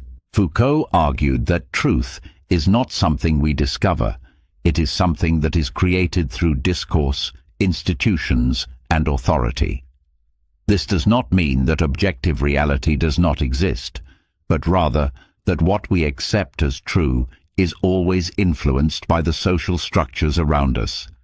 This challenges the way we think about facts, history, and even morality. If truth is tied to power, then questioning authority is not just about politics. It is about uncovering the hidden forces that shape our understanding of reality. Foucault forces us to ask, who benefits from this truth? Who gets to decide what is real, and what truths have been erased, hidden, or rewritten? Deconstruct the text. Meaning is never fixed, always shifting. What if words don't have stable meanings? What if everything you read, hear, or say is open to endless interpretations? Jacques Derrida, the founder of deconstruction, argued that meaning is never fixed. It is always in motion, shaped by context, history, and the perspective of the reader. We assume that language is clear, that words point to definite meanings. But Derrida showed that words do not have fixed definitions. They gain meaning only in relation to other words. The meaning of a word depends on how it is used, who is speaking, and what cultural assumptions exist at the time. If you read the same book at different points in your life, you will find new meanings. If two people read the same sentence, they might interpret it completely differently. Meaning is not in the text itself, it is in how we read it. Derrida called this constant shifting of meaning difference, a term that plays on the French words for difference and deferral. Meaning is never fully present. It is always deferred, always slipping beyond our grasp. You can never pin down a single final interpretation of a text because words are unstable. This challenges how we think about literature, philosophy, and even communication itself. If meaning is never fixed, then no text has a single, correct interpretation. There is no ultimate truth hidden inside words, only perspectives, contradictions, and endless layers of meaning waiting to be uncovered. Derrida's philosophy forces us to rethink everything we take for granted in language. When we read a law, a religious text, or even a personal letter, are we understanding what the writer intended, or are we creating our own meaning? If meaning is never fixed, then truth itself is never fixed, and every interpretation is a form of creation. Power defines knowledge. Those in power dictate what is considered true. We like to believe that knowledge is pure, that truth exists independently of human influence. But Michel Foucault argued that knowledge is always shaped by power. Those who control society, governments, institutions, scientists, media, determine what is accepted as truth. Think about history. The stories we tell about the past are not objective. They are shaped by the perspectives of those in control. The victors write history books. The oppressed are often erased. What we consider fact is often just the dominant narrative that has been repeated the most. Consider science. Throughout history, scientific truths have been dictated by those in power. In the past, the Church controlled knowledge, dictating what people could believe about the universe. Today, governments and corporations fund research, influencing what studies get published and what information spreads. Even in medicine, what is considered a disorder has often been shaped by cultural biases rather than objective science. Foucault's argument is simple but unsettling. Truth is not neutral. It is constructed by those who hold power, enforced by institutions, and reinforced by social norms. Even laws, education, and morality are shaped by who has the authority to define them. This means that questioning power is not just about politics. It is about questioning the very structure of knowledge itself. What ideas have been suppressed? What perspectives have been ignored? If knowledge is tied to power, then truth is never just truth. It is always a battle over who gets to decide what is real. Identity is a social construct. We are products of cultural narratives. Who are you? Your name, your gender, your nationality, your beliefs. Do these things define you? Or are they simply roles assigned to you by society? Postmodern thinkers argue that identity is not something fixed or innate. It is a social construct shaped by cultural narratives, historical forces, and power structures. We often assume that our sense of self is natural, that who we are is determined by some essential truth inside us. But postmodernism challenges this idea. Your identity is largely a product of external influences, the language you speak, the traditions you inherit, the expectations placed upon you. From birth, society tells you who you are supposed to be. It gives you labels, man or woman, rich or poor, good or bad. These labels do not emerge from within you. They are imposed from the outside. Think about how ideas of identity have changed over time. Race, gender, class, even concepts like childhood and adulthood have not always meant the same thing. In one society, being a warrior is considered honorable. In another, it is seen as violent. In one era, certain behaviors are considered criminal. In another, they are accepted as normal. If identity were truly natural, why would it change across cultures and centuries? This challenges the idea of a true self. If identity is constructed, then it is fluid, not fixed. You are not just one thing. You are shaped by the stories, expectations, and structures around you. And if society creates identity, then it can also change it. You are not confined to the labels given to you. Identity is not something you discover. It is something you create. Justice is the will of the strong. Morality is dictated by those in power. Is justice about fairness, or is it just another form of control? Thrasymachus, a sophist philosopher in ancient Greece, argued that justice is nothing more than the will of the strong. It is not an eternal truth, but a tool used by those in power to maintain their dominance. In Plato's Republic, Thrasymachus makes a bold claim: might makes right.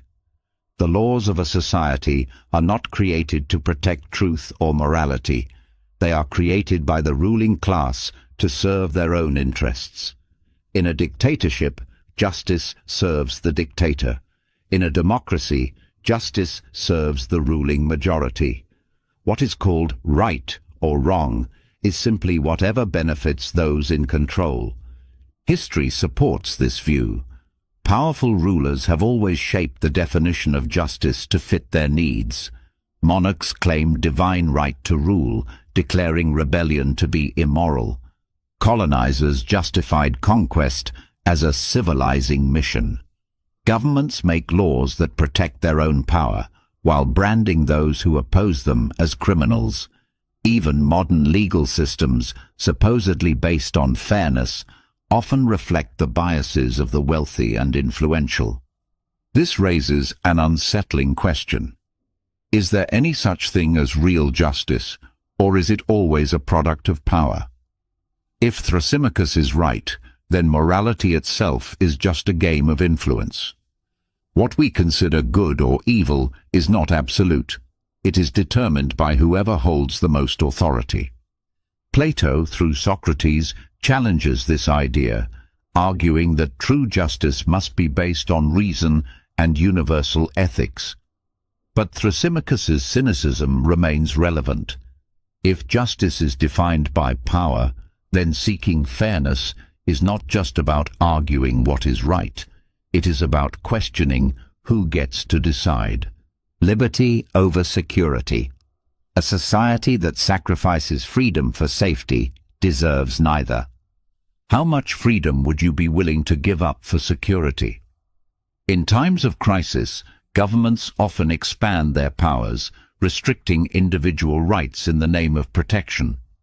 But John Locke, one of the most influential thinkers of the Enlightenment, argued that a society that willingly surrenders liberty for the illusion of safety is on a dangerous path, because once freedom is lost, it is rarely regained.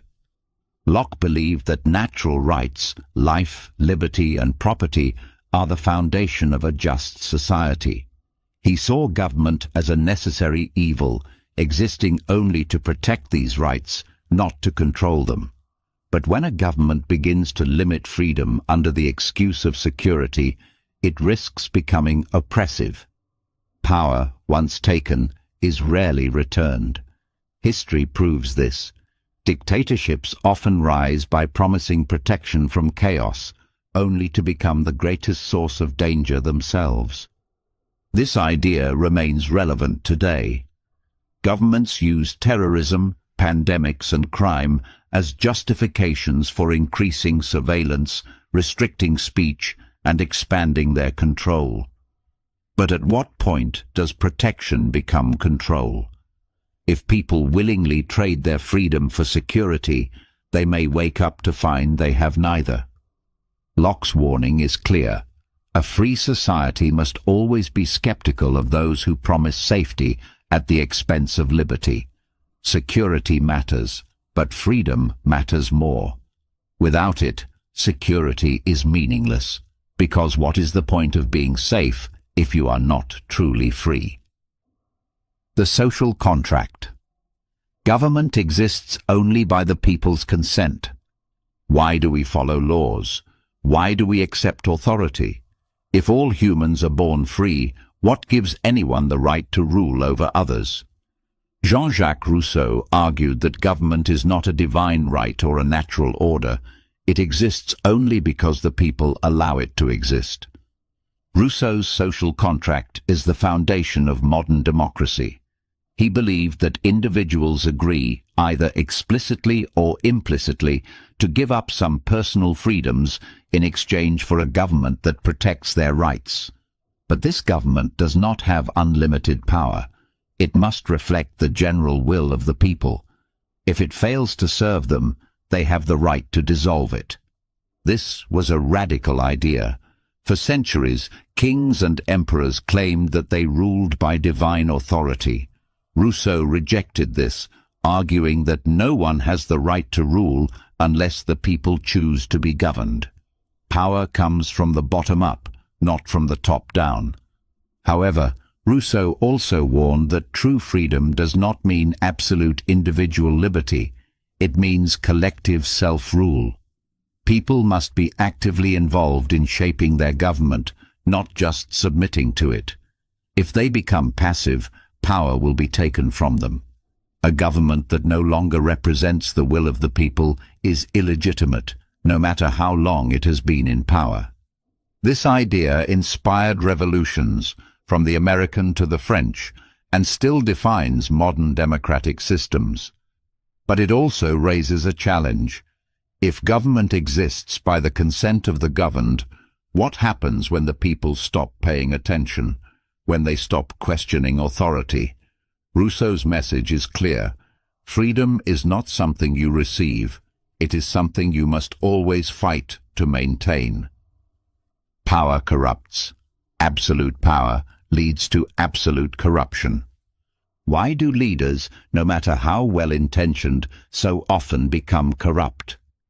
Lord Acton famously warned, "Power tends to corrupt, and absolute power corrupts absolutely." The more control a person or group has, the more likely they are to misuse it, because power does not just reveal character, it changes it. History proves this over and over.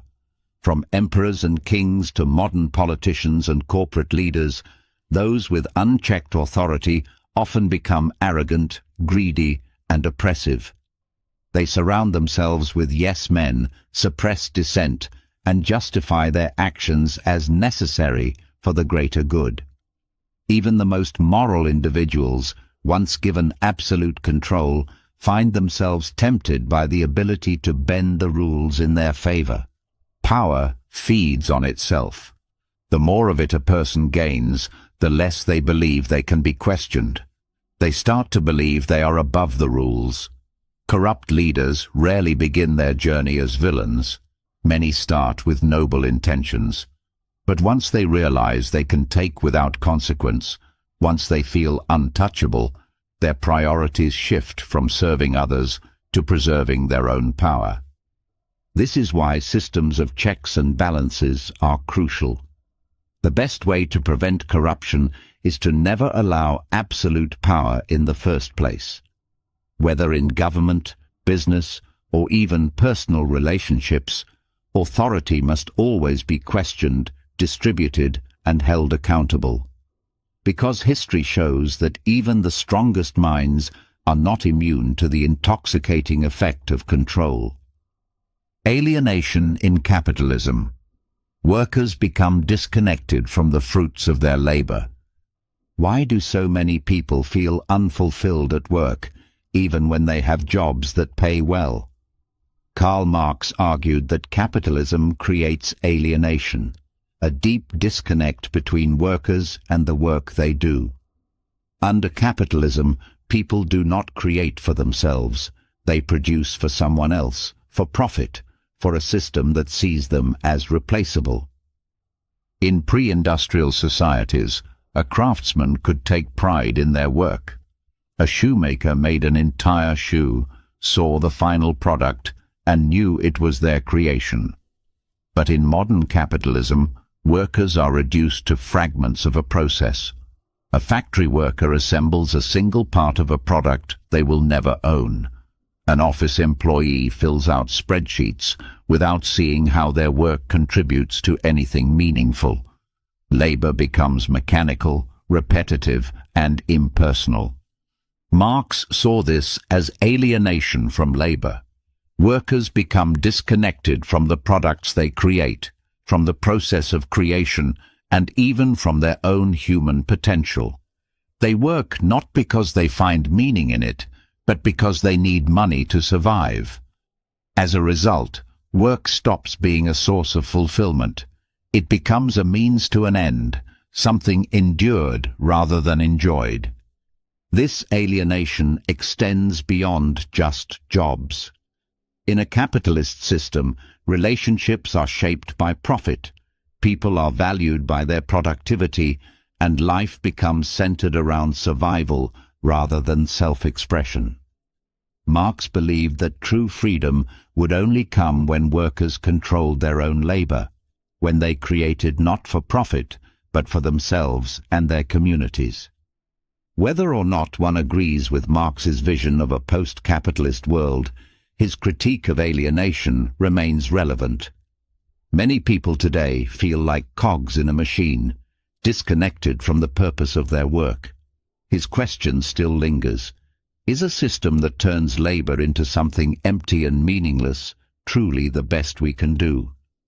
Egoism as morality. Acting in self-interest benefits society. Is selfishness a virtue?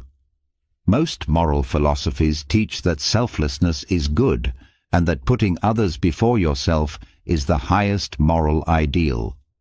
But Ayn Rand, the founder of objectivism, argued the opposite. True morality is found in rational self-interest. She believed that acting in one's own best interests, without guilt, without sacrifice, creates a stronger, more productive society. Rand's philosophy is built on the idea that individuals should pursue their own happiness as their highest purpose. She rejected the idea that people exist to serve others or that morality requires self-sacrifice.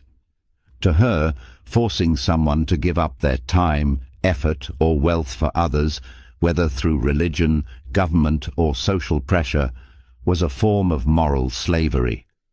True virtue comes from independence, self-reliance, and personal achievement. But how does this benefit society?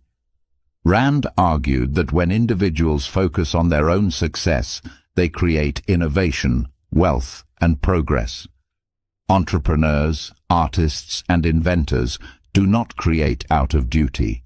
They create because they want to. A scientist does not make a breakthrough for charity, but for their own ambition. A business does not grow by giving things away, but by producing value.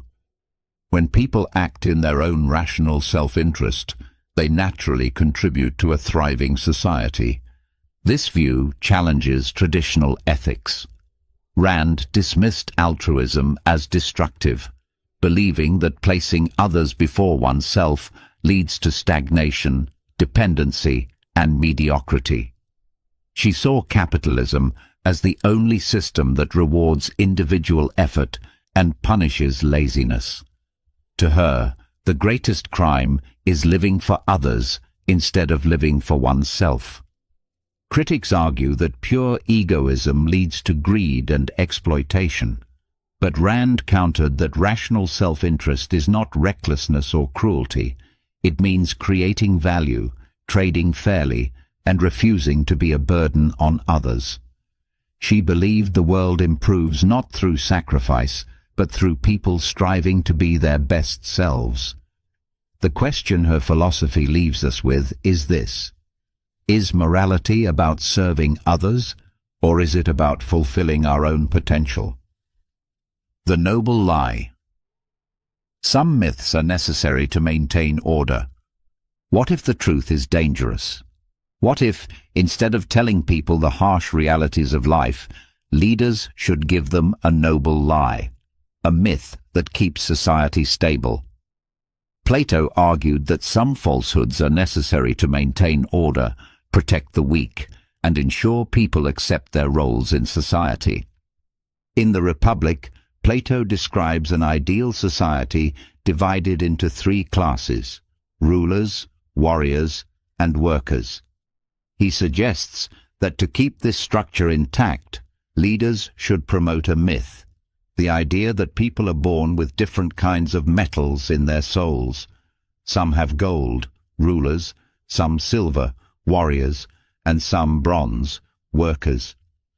This lie convinces people that their social position is natural and that trying to change it would disrupt harmony. By believing in this divine order, people accept their place and work for the greater good rather than for personal ambition. This idea is unsettling. It suggests that truth is not always beneficial, that deception can sometimes serve a higher purpose. Throughout history, societies have used noble lies to maintain stability. Religions have offered promises of an afterlife to encourage moral behavior. Governments have crafted national myths to unify people. Economic systems tell people that if they work hard, they will succeed, even when that is not always true. Plato's concept raises deep ethical questions. If a lie creates peace, is it justified? If the truth leads to chaos, should it be hidden? Philosophers like Nietzsche later challenged this idea, arguing that people must confront harsh truths rather than be comforted by illusions. But even today, the noble lie is alive. Whether in politics, religion, or culture, myths continue to shape the way people see the world. The question remains, is truth always the highest good, or are some illusions necessary for society to function? Freedom is an illusion. Society limits individual will through conditioning. Are you truly free? Do you make your own choices, or have they been made for you by the invisible forces of society? Louis Althusser, a Marxist philosopher, argued that freedom is an illusion, not because people are physically controlled, but because they are shaped by powerful social structures that dictate what they believe, value, and desire. Althusser introduced the concept of ideological state apparatuses, institutions like schools, media, religion, and culture that subtly train people to accept the existing system. From birth, individuals are taught what is normal, what is right, and what is possible. These beliefs shape every decision they make, yet they rarely realize they have been conditioned to think this way. For example, people believe they choose their careers freely, but their choices are influenced by economic systems, social expectations, and cultural narratives. They believe their political views are independent, but these views are molded by education, media, and propaganda. Even personal desires, what we find attractive, what we aspire to, what we fear, are constructed by the society around us. This challenges the traditional idea of free will. If our thoughts, behaviors, and identities are shaped by external forces, then how much of our freedom is real? Althusser suggested that true liberation requires recognizing this conditioning and actively resisting it. But breaking free is difficult, because the system does not just control people, it convinces them they are already free. This leads to an unsettling question. If freedom is just a social construct, then what does it mean to be truly free? Democracy is the least bad system. No government is perfect, but democracy allows for change. All governments are flawed. Corruption, inefficiency, inequality. Every political system has its weaknesses. But as Winston Churchill famously said, democracy is the worst form of government, except for all the others that have been tried. No system is perfect, but democracy is the only one that allows for self-correction. Unlike monarchies, dictatorships, or authoritarian regimes, democracy is built on the idea that power comes from the people. It gives citizens the ability to vote, express their views, and hold leaders accountable. This does not mean it always works smoothly. Elections can be messy, politicians can be corrupt, and majorities can oppress minorities. But unlike other systems, democracy allows for change. If leaders fail, they can be replaced. If laws are unjust, they can be challenged. If society evolves, the government can adapt with it. The alternative is rule by force, where power is taken, not given. In authoritarian systems, leaders do not answer to the people, they control them. Without democracy, there is no peaceful way to remove bad rulers, no legal way to push for progress, no system for correcting mistakes. This does not mean democracy guarantees justice. Many democracies are plagued by inequality, misinformation, and manipulation, but it remains the best available system because it creates the possibility of improvement. Democracy does not promise a perfect society, but it gives people the tools to build a better one. Churchill's insight forces us to accept a hard truth. No government will ever be flawless. But if democracy is the only system that allows for correction, accountability, and progress, then despite its flaws, it is still humanity's best hope. Might does not make right. Just because one is strong does not mean one is just. Does power determine morality? Throughout history, rulers have justified their actions by claiming that strength itself is proof of righteousness. Conquerors, dictators, and tyrants have all believed that their ability to dominate others was enough to justify their rule. But Socrates, one of the greatest philosophers of ancient Greece, argued that power does not equal justice. Socrates believed that true justice is based on wisdom, virtue, and fairness, not force. Just because someone is stronger, richer, or more influential does not mean they are right. A king may command armies, but that does not make him morally superior. A politician may win votes, but that does not mean their policies are just. A dictator may rule with an iron fist, but that does not mean their authority is legitimate. This idea directly challenged thinkers like Thrasymachus, who argued that justice is simply the will of the strong. Socrates rejected this view, believing that morality must be based on reason, not brute force. If strength alone determined what was right, then society would be nothing more than a battlefield where the powerful always win, regardless of ethics. Socrates' philosophy remains relevant today. Many governments, corporations, and institutions justify their actions based on their ability to control, manipulate, or overpower others. But history shows that power without justice leads to collapse. Strength may win battles, but it does not win truth. Might can enforce laws, but it cannot create morality. Socrates' challenge is clear. Do we follow those who are powerful or those who are wise? The Tao cannot be spoken. True wisdom is beyond words. Can the deepest truths be put into words? Lao Tzu, the founder of Taoism, believed that the ultimate reality, the Tao, is beyond human language. In the opening of the Tao Te Ching, he states, The Tao that can be spoken is not the eternal Tao. True wisdom cannot be fully explained. It can only be experienced. Taoism teaches that the universe flows according to an underlying natural order, the Tao, which cannot be grasped through logic or words. Language tries to define things, but the moment you define something, you limit it.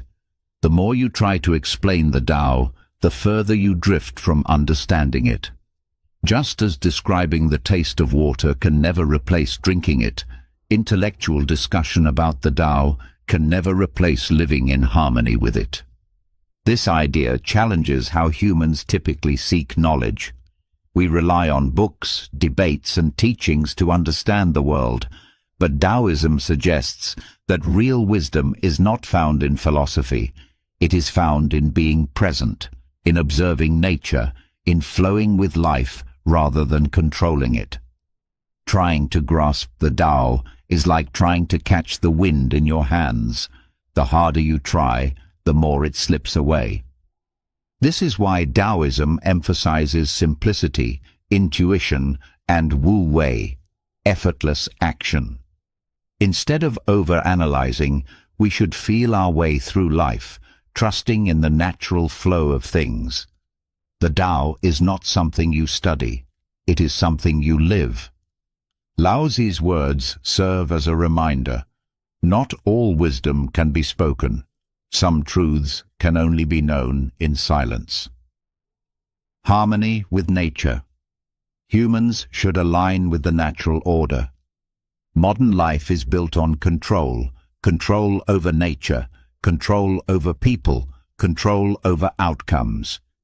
But Taoism teaches the opposite. True peace comes not from resisting the natural order, but from aligning with it. The universe flows in a constant rhythm, the movement of rivers, the change of seasons, the growth of trees. The more we try to force things, the more we create suffering. The more we flow with life, the more we find balance. Taoism sees nature as the ultimate teacher. Water, for example, is soft and yielding, yet it carves through mountains. It does not resist obstacles, it flows around them. The Taoist sage learns to live like water, moving effortlessly through life, adapting without resistance, finding the easiest path rather than forcing their way. This idea is captured in the concept of Wu Wei, or effortless action. It does not mean doing nothing. It means acting in harmony with the way things naturally unfold. A farmer who fights the seasons will struggle, but one who plants at the right time will prosper. A person who forces relationships or success will suffer, but one who moves with the rhythm of life will find things falling into place. Taoism teaches that many of humanity's problems come from separating ourselves from nature.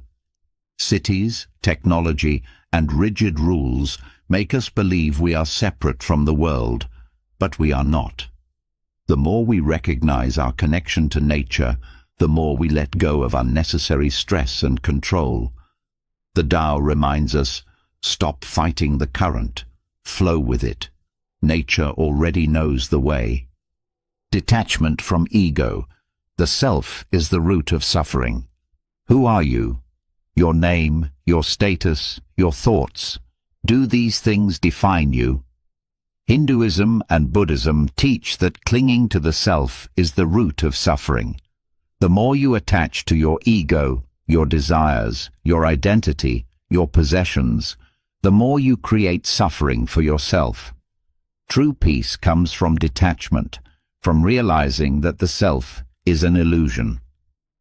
In Hinduism, this is the idea of Atman, the true self that is beyond the ego. Beneath all the labels and desires, there is a deeper, unchanging awareness that is connected to the entire universe. The more you attach to your personal identity, the more you separate yourself from this universal truth.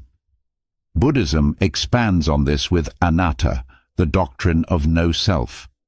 The Buddha taught that what we call the self is just a collection of changing thoughts, emotions, and experiences. There is no fixed identity, only impermanence. Yet people suffer because they cling to their idea of me and mine. They crave status, they fear loss, they chase pleasure, all because they believe in an independent self that must be protected and satisfied. But when you let go of the ego, suffering fades. You stop taking things personally. You stop fearing change. You stop grasping for things that do not last. Instead, you move through life with ease, recognizing that you are not separate from the world. You are part of it. Detachment does not mean indifference. It means freedom. A person who is detached from the ego can still love, create, and experience joy, but they do so without attachment, without the constant fear of loss. The teachings of Hinduism and Buddhism remind us, the more you let go of I, the more you discover peace. The soundless sound. The deepest truths are felt, not spoken. Can truth be put into words? Zen Buddhism teaches that the deepest understanding of life cannot be expressed through language. It must be experienced directly.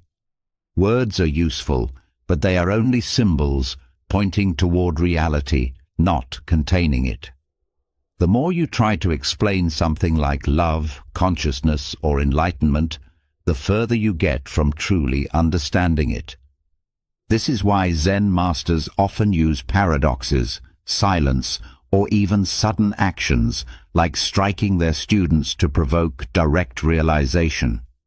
Instead of answering with explanations, they offer koans, riddles that defy logic, forcing the mind to go beyond words. One famous koan asks, "What is the sound of one hand clapping?" The answer is not something you say, it is something you must realize. In Zen, truth is like the soundless sound, the silence beneath all noise, the awareness behind all thoughts. You do not reach enlightenment by thinking more, reading more, or debating more. You reach it by letting go of the need to put everything into words and simply being. This idea is why meditation plays such a key role in Zen practice. Instead of analyzing life, you sit in stillness, quieting the mind until truth reveals itself, not through explanations, but through direct experience. The moment you stop grasping for answers, the answers come to you. The deepest truths cannot be spoken, only felt. Illusion of duality. Opposites are merely perspectives. Is light separate from darkness? Is good separate from evil? Are you truly separate from the world around you? Advaita Vedanta, a school of Hindu philosophy, teaches that all dualities, right and wrong, self and other, life and death, are illusions. Everything is ultimately one. We experience the world in opposites because that is how the mind organizes reality. We think in terms of contrast, hot versus cold, pleasure versus pain, success versus failure. But Advaita Vedanta teaches that these opposites do not truly exist. They are just different perspectives of the same underlying reality. Imagine a wave in the ocean. It rises, it falls, it crashes, it disappears. From one perspective, the wave seems like its own thing, separate from the rest of the water. But in reality, the wave is the ocean. It was never separate. It only appeared that way for a moment. The same is true for you. You are not separate from the universe. You are part of it, always connected, always flowing. This philosophy leads to non-duality, the idea that all things are interconnected, that nothing exists in isolation. The ego creates the illusion of separation, convincing you that you are a distinct individual. But once you see beyond this illusion, suffering fades. There is no need to struggle against life, no need to cling to one side of a duality, because all sides are part of the same whole. Advaita Vedanta challenges you to ask, are the divisions I see in the world real, or are they just illusions created by my mind? When you dissolve the illusion of duality, you stop seeing life in terms of conflict. You stop chasing and resisting. You realize that everything, good and bad, joy and sorrow, self and other, is just different expressions of the same ultimate reality. And in that realization, you find peace. Compassion as strength. True power comes from kindness. Most people associate strength with dominance, control, or the ability to impose one's will on others. But the Dalai Lama, echoing the teachings of Buddhism, teaches that true power does not come from force. It comes from compassion. Compassion is often mistaken for weakness. Society tells us that to succeed, we must be ruthless, competitive, and self-serving. But real strength is not in overpowering others. It is in understanding them, in choosing kindness even when it is difficult. A leader who rules with fear may control people temporarily, but a leader who rules with compassion earns loyalty and respect that lasts. Compassion is not passive. It requires courage. It means seeing the suffering of others and choosing to help rather than ignore. It means responding to anger with patience, to cruelty with understanding, to injustice with action. The strongest people are not those who strike back, but those who rise above. Buddhism teaches that suffering comes from attachment, to ego, to desires, to control. Compassion allows us to transcend this suffering by shifting our focus outward. When we stop seeing others as threats or competitors and start seeing them as fellow beings on the same journey, we no longer need to win against them. We realize that lifting others up does not make us weaker, it makes us greater. The Dalai Lama's message is simple but revolutionary. Kindness is not submission, it is power, and in a world filled with conflict, it is the only power that can truly heal. Silence holds truth. The greatest wisdom is often wordless. In a world obsessed with words, debates, explanations, endless streams of information, Zen Buddhism teaches the opposite. Silence is often the highest form of wisdom. The greatest truths cannot be spoken because words are limited. They categorize, divide, and define. But reality is beyond definition. Words can describe love, but they cannot make you feel it. Words can explain enlightenment, but they cannot make you experience it. Zen masters say that the more you try to express truth, the further you move from it. This is why Zen teaching often relies on paradoxes, gestures, and silence instead of logical arguments. A student may ask, "What is the nature of reality?" And the master might simply sit in silence. This is not evasion, it is an invitation. The student must go beyond words, beyond the rational mind, and directly experience truth. Silence is also the foundation of meditation. In stillness, without distraction, the mind stops chasing after explanations and simply sees. The constant noise of thoughts fades, and in that quiet space, wisdom naturally arises. Zen teaches that words are like fingers pointing at the moon. They can guide you, but they are not the moon itself. To truly know, you must look beyond language, beyond intellect, and into the silent presence of existence itself. The lesson is clear. Stop talking, stop searching, just be. The truth is already there, in the silence. Do not seek enlightenment. The pursuit itself is an illusion.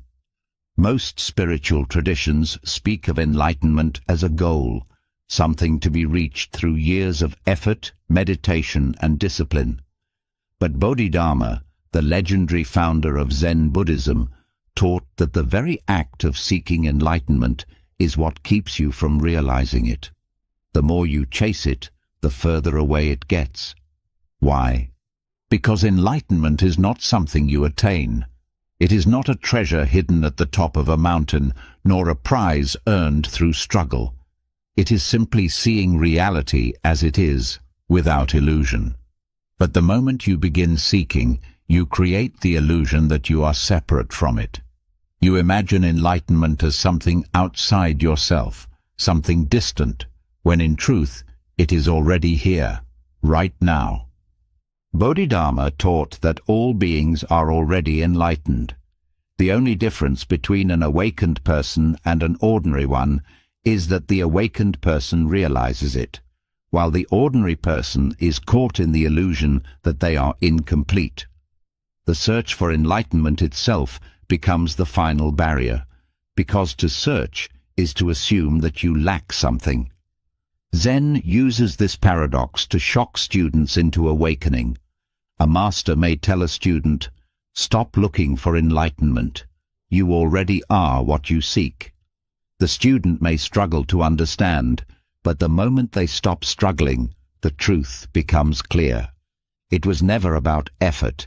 It was about seeing what was always there. Bodhidharma's lesson is simple yet radical. You cannot become enlightened because you already are. The only thing you must do is stop trying, stop searching, and simply wake up. All things return to the One. Multiplicity is an illusion. All is one.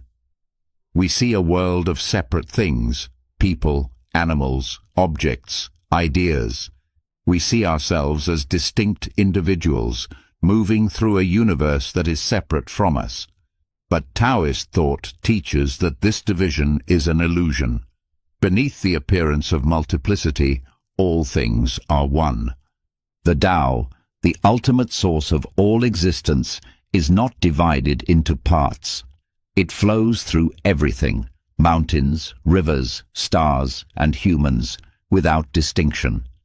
Like waves in the ocean, things may appear separate, but they all come from the same source and eventually return to it. The wave is never separate from the ocean. It simply rises and falls, appearing for a moment before dissolving back into the whole. Taoism teaches that suffering comes from believing in separation, thinking that we are isolated beings, that we must struggle against the world, that we must conquer, compete, or control. But the truth is that we are part of a vast, interconnected web of existence. Nothing stands alone. Everything is a manifestation of the same underlying reality.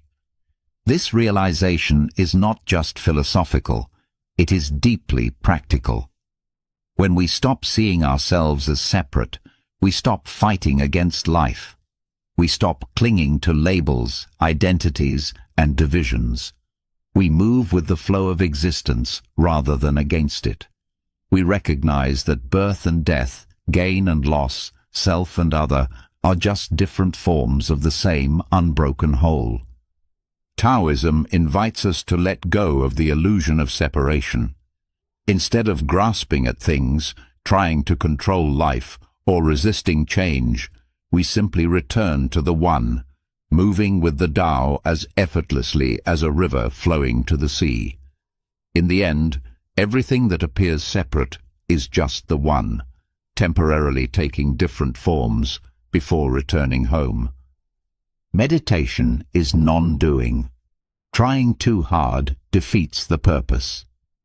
People often approach meditation as if it were a task, something to achieve, a skill to master through effort and discipline. But Chan Buddhism, the precursor to Zen, teaches that meditation is not about doing anything at all. In fact, the more you try, the more you fail. True meditation is simply non-doing. In Chan practice, meditation is not about forcing the mind to be quiet or struggling to reach enlightenment.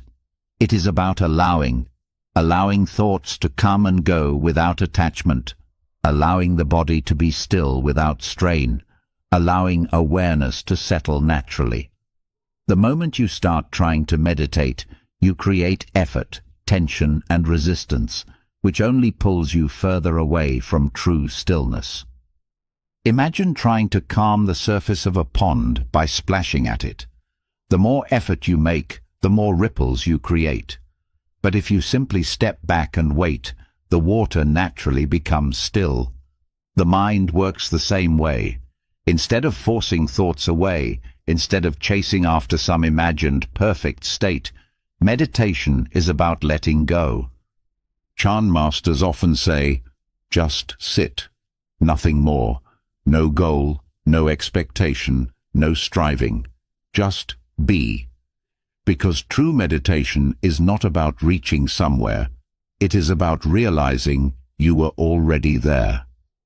What if we are in a dream? How can we distinguish waking life from a dream? How do you know this moment is real? How can you be sure you are awake and not dreaming? Both René Descartes and the ancient Taoist philosopher Zhuangzi questioned the nature of reality, suggesting that what we call waking life might just be another illusion. Descartes, in his radical skepticism, imagined that he might be dreaming at any given moment. In dreams, things feel real until you wake up. But if dreams can fool you, what proof do you have that waking life is any different? Could it be that you have never truly woken up? Zhuangzi took this idea even further. He once dreamed he was a butterfly, freely drifting through the air. When he woke up, he wondered, was I Zhuangzi dreaming of being a butterfly, or am I now a butterfly dreaming of being Zhuangzi? If we can mistake dreams for reality, then what is reality really? These questions challenge our assumptions about existence.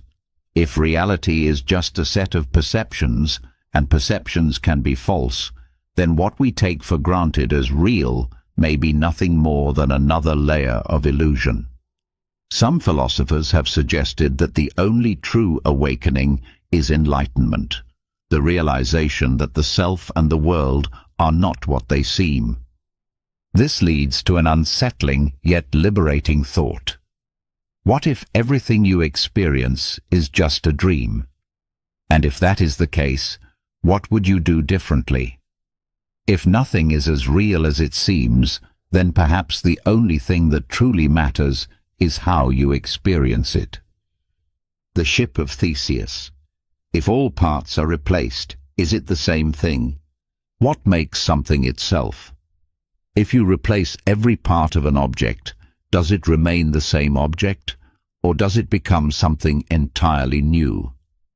This is the ship of Theseus paradox, a classic philosophical thought experiment that challenges the nature of identity. Imagine an ancient ship, the ship of Theseus, preserved in a museum. Over time, its wooden planks begin to rot and are replaced one by one. Eventually, every single plank, nail and sail is replaced with new material. Now ask, is this still the ship of Theseus? Now, take the question further. Suppose someone collected all the old, discarded pieces and rebuilt the ship using the original materials. Which ship is the real ship of Theseus? The one with all new parts, or the one reconstructed from the old ones? This paradox applies not only to objects, but to people. Your body is constantly changing. Cells die and regenerate, memories fade, and experiences reshape who you are. Over time, you become a completely different person, physically and mentally. So, are you still you, or are you an entirely new person every moment? The ship of Theseus forces us to question whether identity is tied to material continuity or conceptual continuity.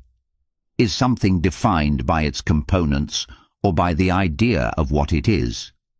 This paradox has implications for everything from personal identity to artificial intelligence. If a person's brain were gradually replaced by synthetic parts, At what point would they stop being human? The deeper you explore this question, the more you realize that identity, whether of objects, people, or even consciousness, is far more fluid than it seems. Being in the world. Existence is not just thinking, but acting. What does it mean to exist? René Descartes famously claimed, "I think, therefore I am." But Martin Heidegger rejected this view. He argued that existence is not just about thinking, it is about acting, experiencing, and being engaged with the world. Heidegger introduced the concept of Dasein, or being there, to describe human existence. Unlike traditional philosophy, which treats humans as detached minds observing reality, Heidegger saw humans as embedded in the world. We are not isolated thinkers, we are beings in the world, shaped by our environment, relationships, and actions. Think about it. You do not just exist by thinking about life.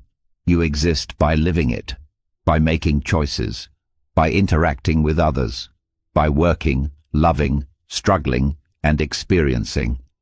A person who sits in a room thinking all day is not truly being in the full sense, because existence is something that unfolds through doing. This challenges the way we think about knowledge and meaning. Instead of seeking truth in abstract ideas, Heidegger believed that meaning emerges through experience. We do not find purpose in distant philosophical theories. We find it in the way we engage with life. His philosophy also warns against living passively. Many people drift through life in what Heidegger called inauthentic existence, simply following routines and societal expectations without questioning them. True existence requires awareness, actively shaping your life rather than letting it shape you. Heidegger's message is clear. You are not just a mind floating in space. You are a being in the world, and your existence is defined not by what you think, but by how you live. Free will is an illusion. Our choices are shaped by unseen forces. Are you truly in control of your actions, or are your choices determined by forces beyond your awareness? Determinists argue that free will is an illusion, that every decision you make is shaped by prior causes, whether they be biological, psychological, social, or even cosmic. Consider this. Why did you wake up at a certain time today? Why did you choose one career over another? Why do you have the beliefs you do? You may feel like you freely made these choices, but each one was influenced by your genetics, upbringing, past experiences, and external circumstances. If everything you do is the result of factors outside your control, then can you really say you chose anything? Determinism challenges the traditional idea of moral responsibility. If criminals commit crimes due to brain chemistry, childhood trauma, or societal conditioning, can they truly be held responsible? If success is largely determined by the environment and luck, can people truly take full credit for their achievements? These questions force us to rethink concepts of justice, ethics, and personal identity. Neuroscience adds further weight to this idea. Studies show that brain activity predicting a decision can be detected before a person consciously chooses something. This suggests that decisions are made at a subconscious level before we even become aware of them. But if free will is an illusion, does that mean life is meaningless? Not necessarily. Some philosophers argue that even if our actions are determined, awareness of this fact allows us to reshape the conditions influencing us. Recognizing the limits of free will can lead to greater empathy, less judgment, and a deeper understanding of human nature. The question remains, if you are not the true author of your choices, then who or what is? The universe might be a simulation. reality could be artificially generated. What if everything you see, hear, and experience is not real? What if the universe itself is just an advanced simulation created by a higher intelligence? This is the simulation hypothesis, famously proposed by philosopher Nick Bostrom, which suggests that our reality might be nothing more than an artificial program running on an advanced computer. The argument is based on probabilities. If a civilization becomes advanced enough to create hyper-realistic simulations, it is likely that they would run many simulations, perhaps billions. If that is the case, then statistically speaking, it is far more likely that we are in one of those simulations rather than in the single, original universe. Consider video games. Decades ago, they were pixelated and primitive. Now, they can simulate vast, immersive worlds with artificial intelligence that reacts and adapts. If technology continues to improve, there may come a point where simulated beings inside a game believe they are real. If we are already heading toward this level of technology, then who is to say it has not already happened before? Some physicists believe there may be evidence for this theory. The fundamental laws of physics, such as the speed of light and quantum mechanics, seem suspiciously mathematical, as if they were programmed rules. Certain irregularities in the cosmic microwave background, the afterglow of the Big Bang, could be interpreted as signs of a digital grid, similar to pixels in a computer-generated world. If this is true, it raises profound questions. Who or what created the simulation? Why was it made? Are we experiments, entertainment, or something else entirely? And if we are in a simulation, can we ever escape it? While there is no definitive proof that we are living in a simulation, the idea forces us to question the nature of reality itself.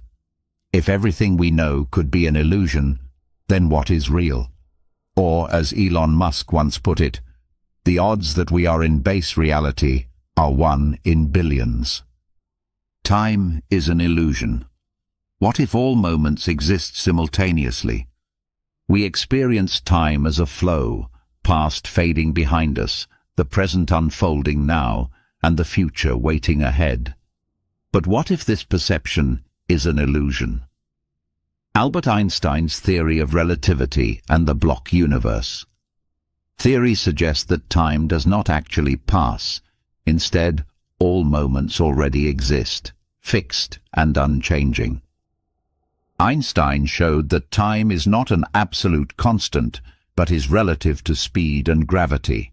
A person traveling at near light speed will experience time more slowly than someone on Earth. This means that there is no universal now. What is present for one observer may be the past or future for another. From this, physicists have developed the block universe theory, which proposes that time is like a vast, unchanging structure where all events, past, present, and future, exist simultaneously. Imagine a film reel. Each frame of the movie exists at once, but we only experience them one at a time. The same may be true for time itself. You feel like you are moving through time, but in reality, every moment, your birth, this exact second, your death, already exists somewhere in the structure of space-time. This idea challenges everything we assume about free will and change. If the future already exists, is choice just an illusion? If time does not truly move, then what does it mean to live in the present?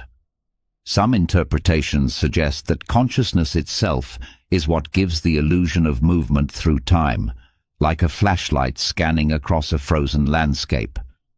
If time is an illusion, then past regrets and future anxieties may be meaningless, because in the grand scheme, all things are already happening. The question then becomes, if every moment is eternal, how should we live within it? The self, is a construct. There is no core you, just a collection of experiences. Who are you? You might answer with your name, your memories, or your personality traits. But what if you do not really exist?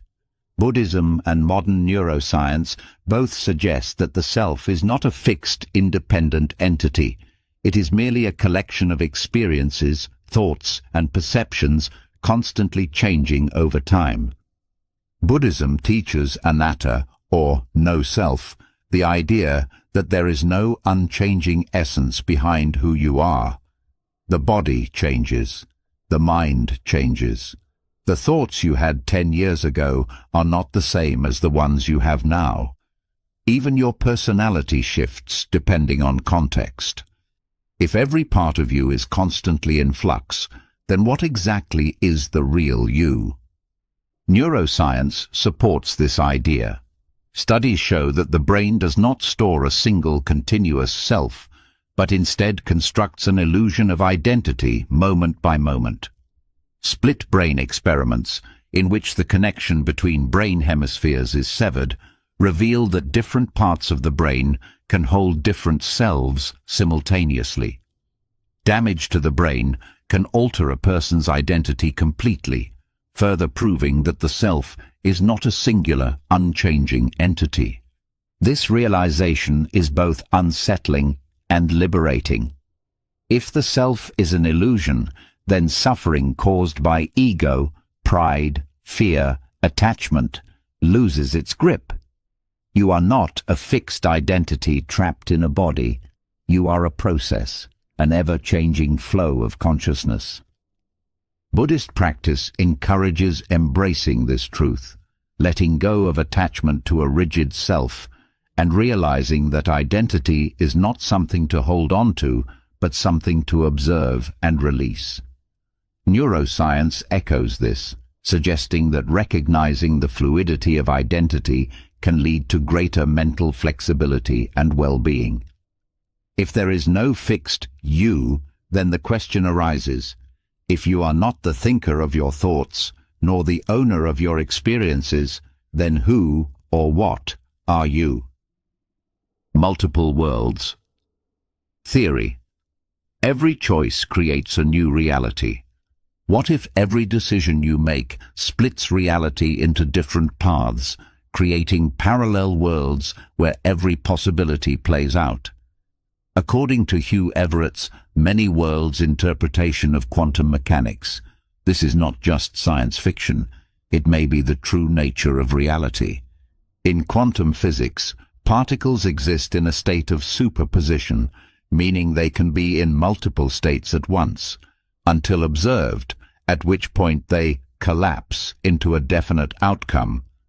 But Everett proposed that instead of collapsing, the universe splits into multiple versions of itself, each representing a different outcome. If you flip a coin, in one universe it lands heads, in another it lands tails.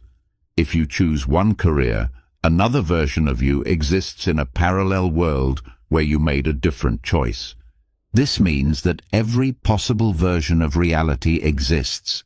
A universe where you won the lottery, one where you never existed, one where dinosaurs never went extinct. Every possibility is real, just unfolding in a separate branch of existence. If this theory is true, it changes everything. Regret becomes meaningless. Every choice you didn't make is still being lived out somewhere. Death is no longer an ultimate end. There are infinite versions of you still existing in other worlds. Fate, as we know it, dissolves, because every path is taken somewhere. But if infinite versions of reality exist, what does that mean for meaning and identity? Are you still you if infinite versions of yourself are living out different possibilities?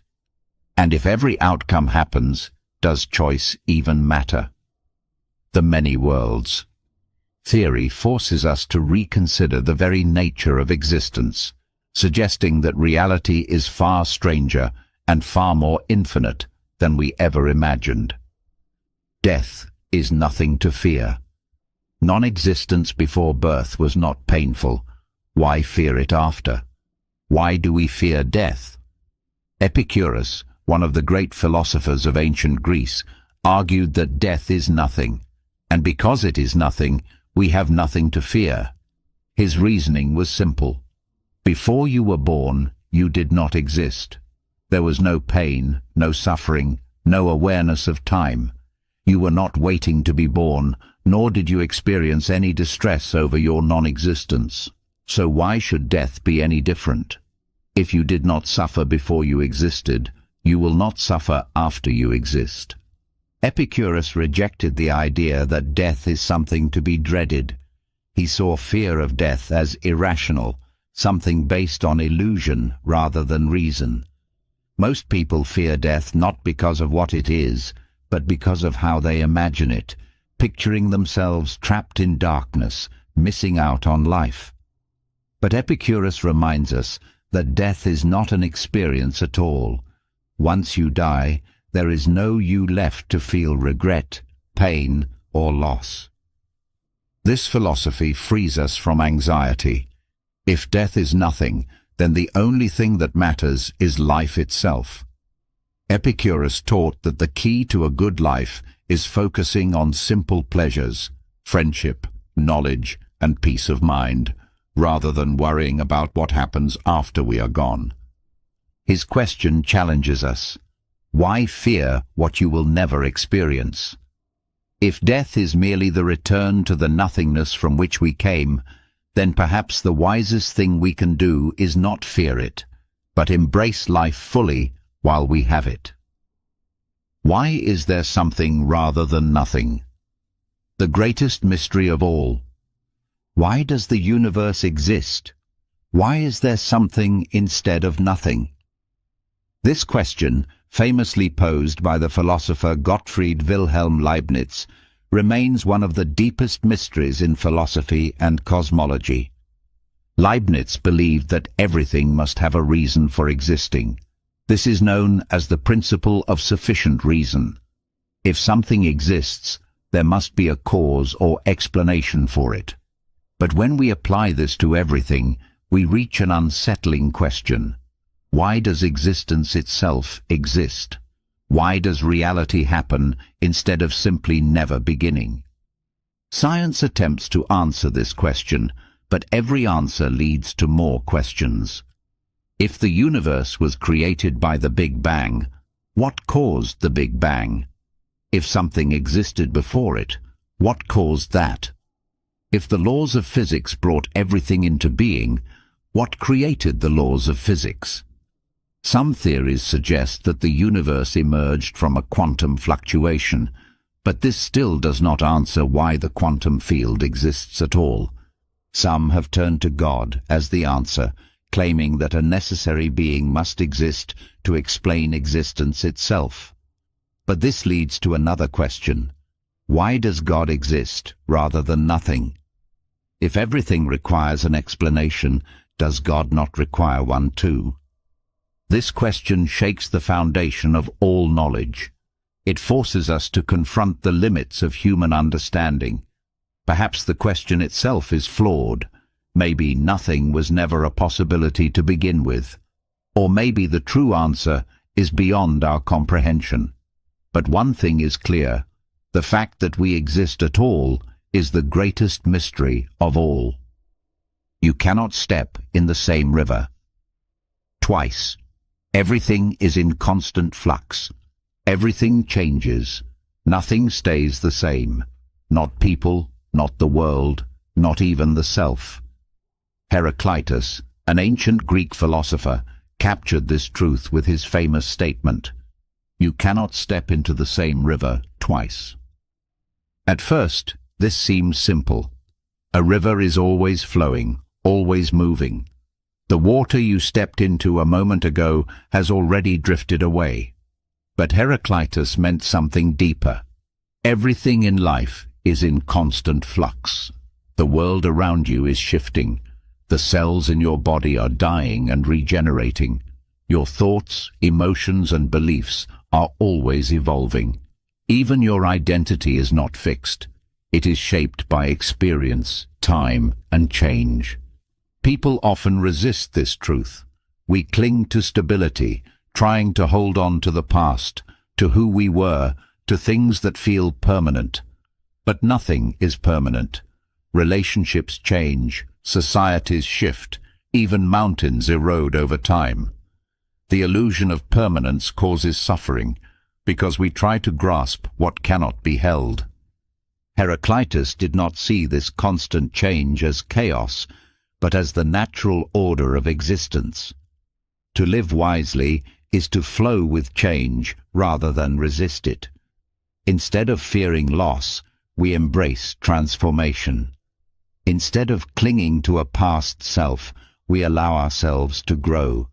Instead of seeing endings, we see beginnings. His teaching is both a warning and a liberation. Life is not something to be controlled. It is something to be experienced, moment by moment, always in motion, like a river that never stops flowing. The meaning of life is to give life meaning. There is no single purpose. Create your own. What is the purpose of life? Is there some grand, universal meaning waiting to be discovered, or is meaning something we must create for ourselves?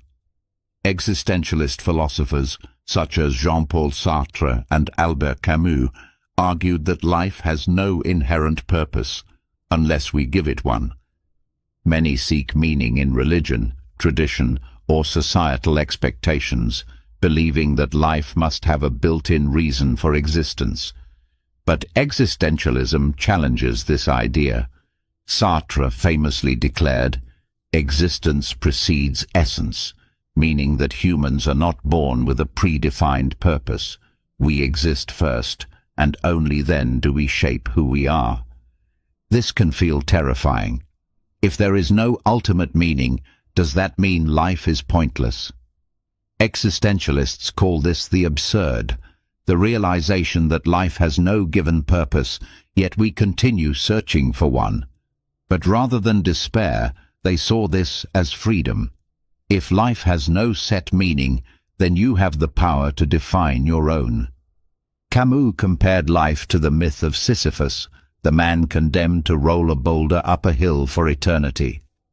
At first, this seems like a symbol of meaningless suffering, but Camus argued that Sisyphus is free, because he can choose to find meaning in his struggle. Likewise, we can choose to find meaning in love, art, knowledge, relationships, or any pursuit that resonates with us. This philosophy forces us to take responsibility for our own existence. If no higher power or grand cosmic plan defines us, then it is up to us to create a life that feels meaningful. The question is not, what is the meaning of life, but rather, what meaning will you give to your life? The greatest wisdom is knowing you know nothing. Humility leads to knowledge. How do you know what is true? How can you be sure of your beliefs, your opinions, your knowledge? Socrates, one of the most influential philosophers in history, taught that true wisdom does not come from knowing everything. It comes from recognizing how little you actually know. When the Oracle of Delphi declared that Socrates was the wisest man in Athens, he was baffled. He did not consider himself particularly knowledgeable, but after questioning the so-called wise men of Athens, politicians, poets, and craftsmen, he realized that while they thought they knew everything, their confidence was based on illusions. Unlike them, Socrates understood that his knowledge was limited. This is what made him truly wise. This idea remains just as powerful today. People are quick to assume they know the truth, but much of what we believe is shaped by bias, incomplete information, and assumptions. The greatest barrier to learning is thinking you already have all the answers. Intellectual arrogance closes the door to growth, while humility keeps it open. Socrates practiced philosophical inquiry, constantly questioning, testing, and challenging ideas. He encouraged people to examine their own beliefs, not to prove themselves right, but to uncover deeper truths.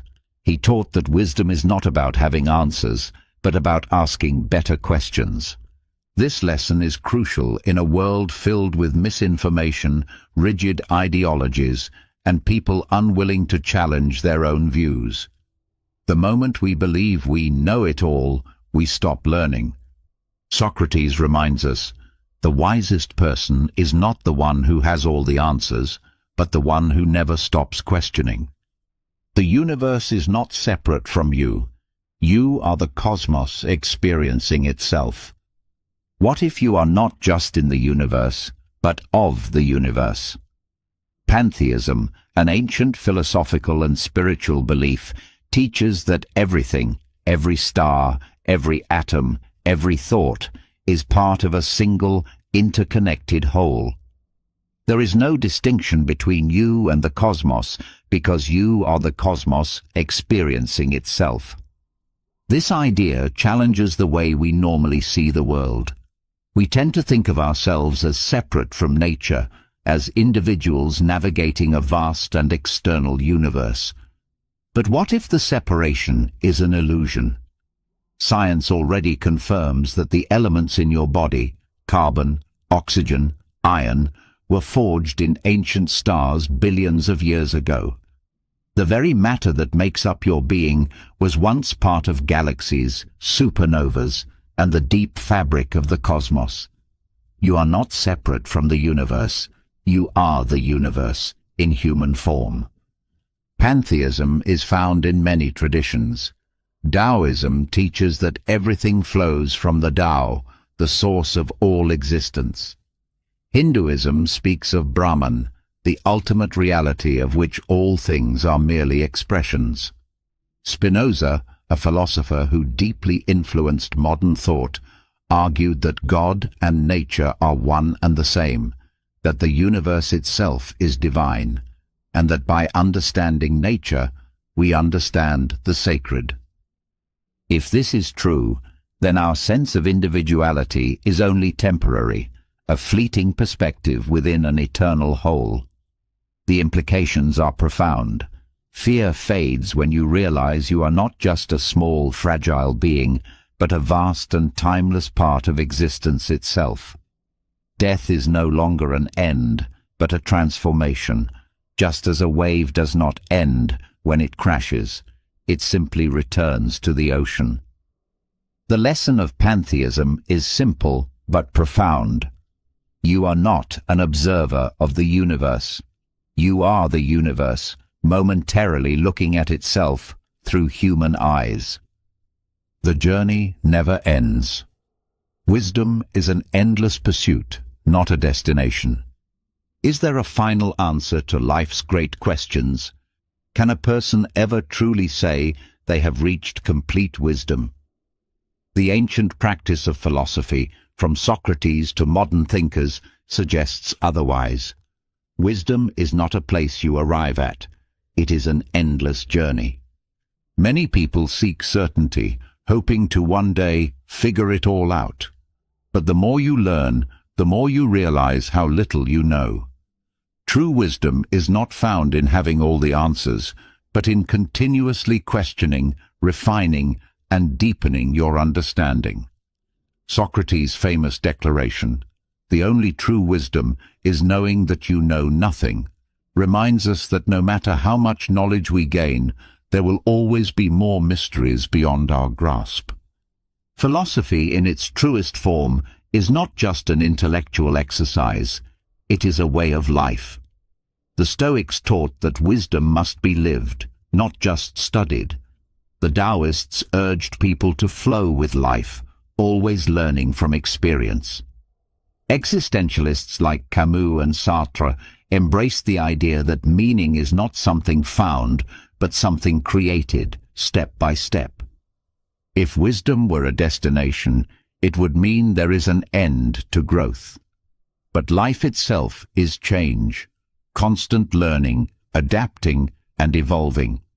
There is no final enlightenment, no moment when all questions disappear. Instead, There is only the next step, the next realization, the next challenge. This perspective is liberating. If wisdom is a journey, there is no pressure to arrive. There is no failure, only progress. The only mistake is to stop questioning, to stop seeking, to believe you have already learned all there is to know. Philosophy reminds us, the search for truth is never finished, the path never ends, and that is the beauty of it. The paradox of choice. Too many options can lead to anxiety and dissatisfaction. We often assume that more choices mean more freedom, and that more freedom leads to greater happiness. But what if having too many choices actually makes us more anxious, less satisfied, and less capable of making decisions? This is the paradox of choice, a modern philosophical insight developed by psychologist Barry Schwartz. In a world of endless options, careers, relationships, products, lifestyles, we should feel more empowered than ever. Yet studies show that too many choices overwhelm us. Faced with hundreds of possibilities, we experience decision paralysis, afraid of making the wrong choice. And even when we do choose, we often feel unsatisfied, constantly wondering if we could have chosen better. Schwartz explains that modern society promotes the illusion that the perfect choice exists, whether it's the ideal job, partner, or way of life. This creates unrealistic expectations. When reality does not match the imagined best possible outcome, dissatisfaction follows. More choices do not guarantee more happiness. They often create more doubt, regret, and stress. Minimalism and Stoic philosophy offer a counter-approach. Reduce unnecessary choices. Instead of seeking the perfect option, seek the one that is good enough. Accepting imperfection, setting boundaries, and simplifying decisions can lead to greater peace of mind. The paradox of choice reminds us, happiness is not found in having infinite options. It is found in being at peace with the choices we make. Suffering is optional. Pain is inevitable, but suffering comes from resistance. Life is full of pain, illness, loss, disappointment, aging. These things are unavoidable. But Buddhism teaches that while pain is inevitable, suffering is optional. The difference? Pain is what happens. Suffering is how we respond. When we resist pain, when we wish it were not happening, when we dwell on it, when we fight against reality, we create suffering. The mind clings to expectations. This shouldn't be happening. Life should be different. This resistance magnifies pain, turning it into prolonged suffering. Imagine a person stuck in traffic. The traffic itself is the pain. It is unavoidable. But frustration, anger, stress, those come from resistance. Accepting the moment rather than fighting it allows peace even in discomfort. The same applies to all of life's struggles. Buddhist teachings emphasize mindfulness and acceptance. Instead of denying pain, observe it. Instead of running from discomfort, sit with it. When suffering arises, ask, am I resisting reality? Letting go of resistance does not mean giving up. It means freeing yourself from unnecessary suffering. This teaching is not about avoiding pain, but about changing our relationship with it. When we stop resisting, pain loses its grip. Hardships remain, but they no longer control us. The mind finds peace not by eliminating struggle, but by allowing it to exist without unnecessary suffering. The lesson is clear. Pain is a fact of life. Suffering is a choice. You do not see the world as it is, but as you are. Perception is shaped by personal experiences and biases. Do you see reality objectively, or do you see a version of it shaped by your own mind? Immanuel Kant, along with modern psychology and Eastern philosophy, argued that we do not see the world as it truly is, but as our minds interpret it. Every person filters reality through their own experiences, emotions, beliefs, and biases. The same event can be seen in completely different ways by different people. A rainy day might feel peaceful to one person and depressing to another, not because the rain itself is different, but because their perception of it is. Two people watching the same political speech can walk away with opposite conclusions, not because the words changed, but because their minds interpreted them differently. Kant called this the difference between the noumenal world, reality as it actually is, and the phenomenal world, reality as we experience it. We can never access pure reality because everything we perceive is shaped by our senses, thoughts, and cognitive structures. Modern neuroscience confirms this. Our brains filter out vast amounts of information, filling in gaps based on past experiences. What we see is not reality. It is our version of reality. Eastern wisdom, particularly in Buddhism, teaches the same idea. The mind creates its own suffering by attaching to interpretations rather than seeing things as they truly are. If perception is shaped by the mind, then changing the mind can change our experience of life. This insight is powerful. If our view of the world is shaped by our inner state, then by changing ourselves, we change the world we experience. Awareness of this truth allows us to question our assumptions, challenge our biases, and ultimately see more clearly. Reality is not fixed. It is a mirror of the mind that observes it. The myth of Sisyphus. Even a meaningless life can be lived with dignity and joy. If life has no inherent meaning, should we despair? Albert Camus, a philosopher of absurdism, argued that even in a meaningless universe, life can be lived with dignity, strength, and even joy. He explored this idea through the myth of Sisyphus. In Greek mythology, Sisyphus was condemned by the gods to roll a massive boulder up a hill, only to have it roll back down every time he reached the top. This was his eternal punishment, endless, pointless labor. But Camus saw something profound in this image. Sisyphus is us. We all push our own boulders, working jobs, dealing with struggles, facing the inevitability of death, only to start over again, day after day. For Camus, the question was not how to escape meaninglessness, but how to embrace it. If life has no preordained purpose, then we are free to create our own meaning. Sisyphus, despite his absurd fate, can still find joy. He can take control of his situation by accepting it fully, choosing to face his struggle without despair. This idea transforms how we see life. We often search for some grand external purpose, believing that without it, life is empty. But Camus teaches that life does not need external meaning to be lived fully. Meaning is not something found. It is something made, moment by moment, in the act of living itself. The lesson of Sisyphus is a challenge to us all. Even if life is absurd, even if the universe is indifferent, we can still choose to live with passion, defiance, and joy. And in that choice, we become free. The observer changes the observed. Consciousness influences reality. Does reality exist independently of you, or does your observation change it? Quantum mechanics suggests something astonishing. The act of observing affects what is observed. This idea, rooted in the Heisenberg uncertainty principle and the famous double-slit experiment, challenges the very nature of reality itself.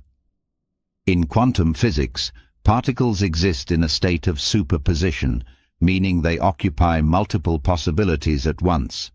but the moment they are measured or observed, they collapse into a single, definite state. This means that before observation, reality is uncertain. It exists in a cloud of probabilities. But when we look, we force the universe to take a specific form. This raises profound questions. If particles behave differently when observed, what does that mean for reality as a whole? Is consciousness somehow woven into the fabric of existence? Do we create reality just by experiencing it? Some interpretations of quantum mechanics suggest that consciousness plays a fundamental role in shaping the universe, blurring the line between observer and observed. Eastern philosophy, particularly in Buddhism and Taoism, has long echoed this idea, stating that the way we perceive the world alters the world. Our thoughts, beliefs, and attention do not just passively reflect reality, they shape it. Whether in physics or philosophy, the message is clear. You are not separate from reality. Your very presence changes it. This means that your perception, your focus, and your awareness are not trivial. They are part of the fundamental dance of existence itself. A soul is not given but built. You become who you are through choices, not birth. Are we born with a fixed essence, or do we create ourselves through the choices we make?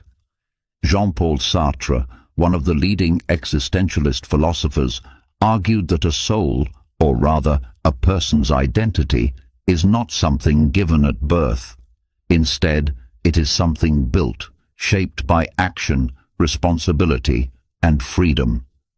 Sartre's famous phrase, "Existence precedes essence," means that humans are not born with a predefined purpose, nature, or destiny. Unlike objects, such as a chair, which is designed with a purpose before it exists, humans come into the world without a set identity. We are, at first, nothing but raw potential. It is only through the choices we make that we become who we are. This idea is both empowering and terrifying. It means there is no external force, no fate, no divine plan, no innate essence determining your life. You alone are responsible for creating yourself. Every decision you make, every action you take, builds the person you become. A coward is not born a coward. They become one by choosing fear over courage. A hero is not born a hero. They shape themselves through choices that require strength and integrity. This philosophy rejects the idea of predestination or fixed identity. No one is permanently defined by their past. You are not who you were. You are who you choose to be right now. The existential challenge is to take radical responsibility for your own becoming. Sartre's message is clear. You are not given a soul, you must forge one. And in every moment, you are shaping the person you will become. The question is, who are you choosing to be? Knowledge is power. Understanding gives control over destiny. What separates the powerful from the powerless? Francis Bacon, one of the key figures of the Enlightenment, argued that knowledge itself is power. Those who understand the world, its science, politics, and human nature, are the ones who can shape their own destiny rather than being controlled by circumstances. Bacon's insight is simple but profound. The more you know, the more control you have. In ancient times, those who understood the stars could navigate oceans, those who understood medicine could heal, and those who understood strategy could win battles. Today, knowledge remains the most valuable tool. Those who understand technology, finance, and human psychology hold immense influence over the world. Ignorance, on the other hand, leads to vulnerability. A person who does not understand their rights can be easily exploited. A society that does not understand science can be misled. A population that does not understand history can be manipulated into repeating its mistakes. This is why education has long been feared by tyrants, and informed people are harder to control. But knowledge is not just power over others, it is power over oneself. The more we understand our own minds, emotions, and biases, the more we can break free from self-imposed limitations. Knowledge allows us to make better decisions, to predict consequences, to navigate life with greater clarity. Bacon's lesson is timeless. Power does not come from wealth or brute force alone. It comes from knowing what others do not. In a world where information is everywhere, true power belongs to those who seek, question, and understand. The veil of ignorance. Design a just society as if you don't know your future status. How do we create a truly fair society? John Rawls, one of the most influential political philosophers of the 20th century, proposed a radical thought experiment, the veil of ignorance. He argued that the best way to design a just society is to do so without knowing what position you will hold in it. Imagine you are about to be born into a new world, but you do not know whether you will be rich or poor, male or female, privileged or oppressed. You could be a billionaire, or you could be homeless. You could be part of the majority, or you could belong to a persecuted minority. If you had no idea where you would end up, what kind of society would you want to create? Rawls argued that this perspective forces fairness. If you knew you might be poor, you would advocate for economic safety nets. If you knew you might be discriminated against, you would want strong protections for rights and freedoms. If you knew you might be powerless, you would not design a system that favors only the powerful. The veil of ignorance removes self-interest, forcing decisions based on justice rather than personal advantage. This idea challenges how laws and policies are made. Too often, societies are structured to benefit those already in power. But Rawls' framework demands that we think beyond our own circumstances. A just system is one that anyone would agree to, even if they had no control over their social status. The veil of ignorance is more than a political tool. It is a way of thinking about morality, fairness, and empathy. It asks us to step outside ourselves and consider, if I were born into any position in society, would I still consider this system fair? If the answer is no, then the system must change. As we close tonight's journey through 4 hours of timeless philosophical teachings, remember that wisdom isn't just about answers, it's about the questions we dare to ask. From the illusion of free will to the paradox of time, we've explored the depths of human existence, perception, and meaning. Whether it's the realization that we shape our own destiny through choices, or understanding that knowledge is the true power in shaping our lives, these lessons are not meant to be learned in a moment. They are meant to transform how we see the world and ourselves every single day. As you drift into sleep, carry these thoughts with you. Let them stir your mind, awaken your curiosity, and guide you toward a deeper understanding of the life you are creating. I'd love to hear your thoughts. How have these philosophical ideas changed your view of the world? Leave a comment below and share your reflections or questions. Your insights might just inspire others to embark on their own journey of self-discovery. And don't forget to subscribe to the channel for more thought-provoking content. Join the conversation and keep seeking the wisdom that can transform your life. Sweet dreams, and may your quest for truth continue.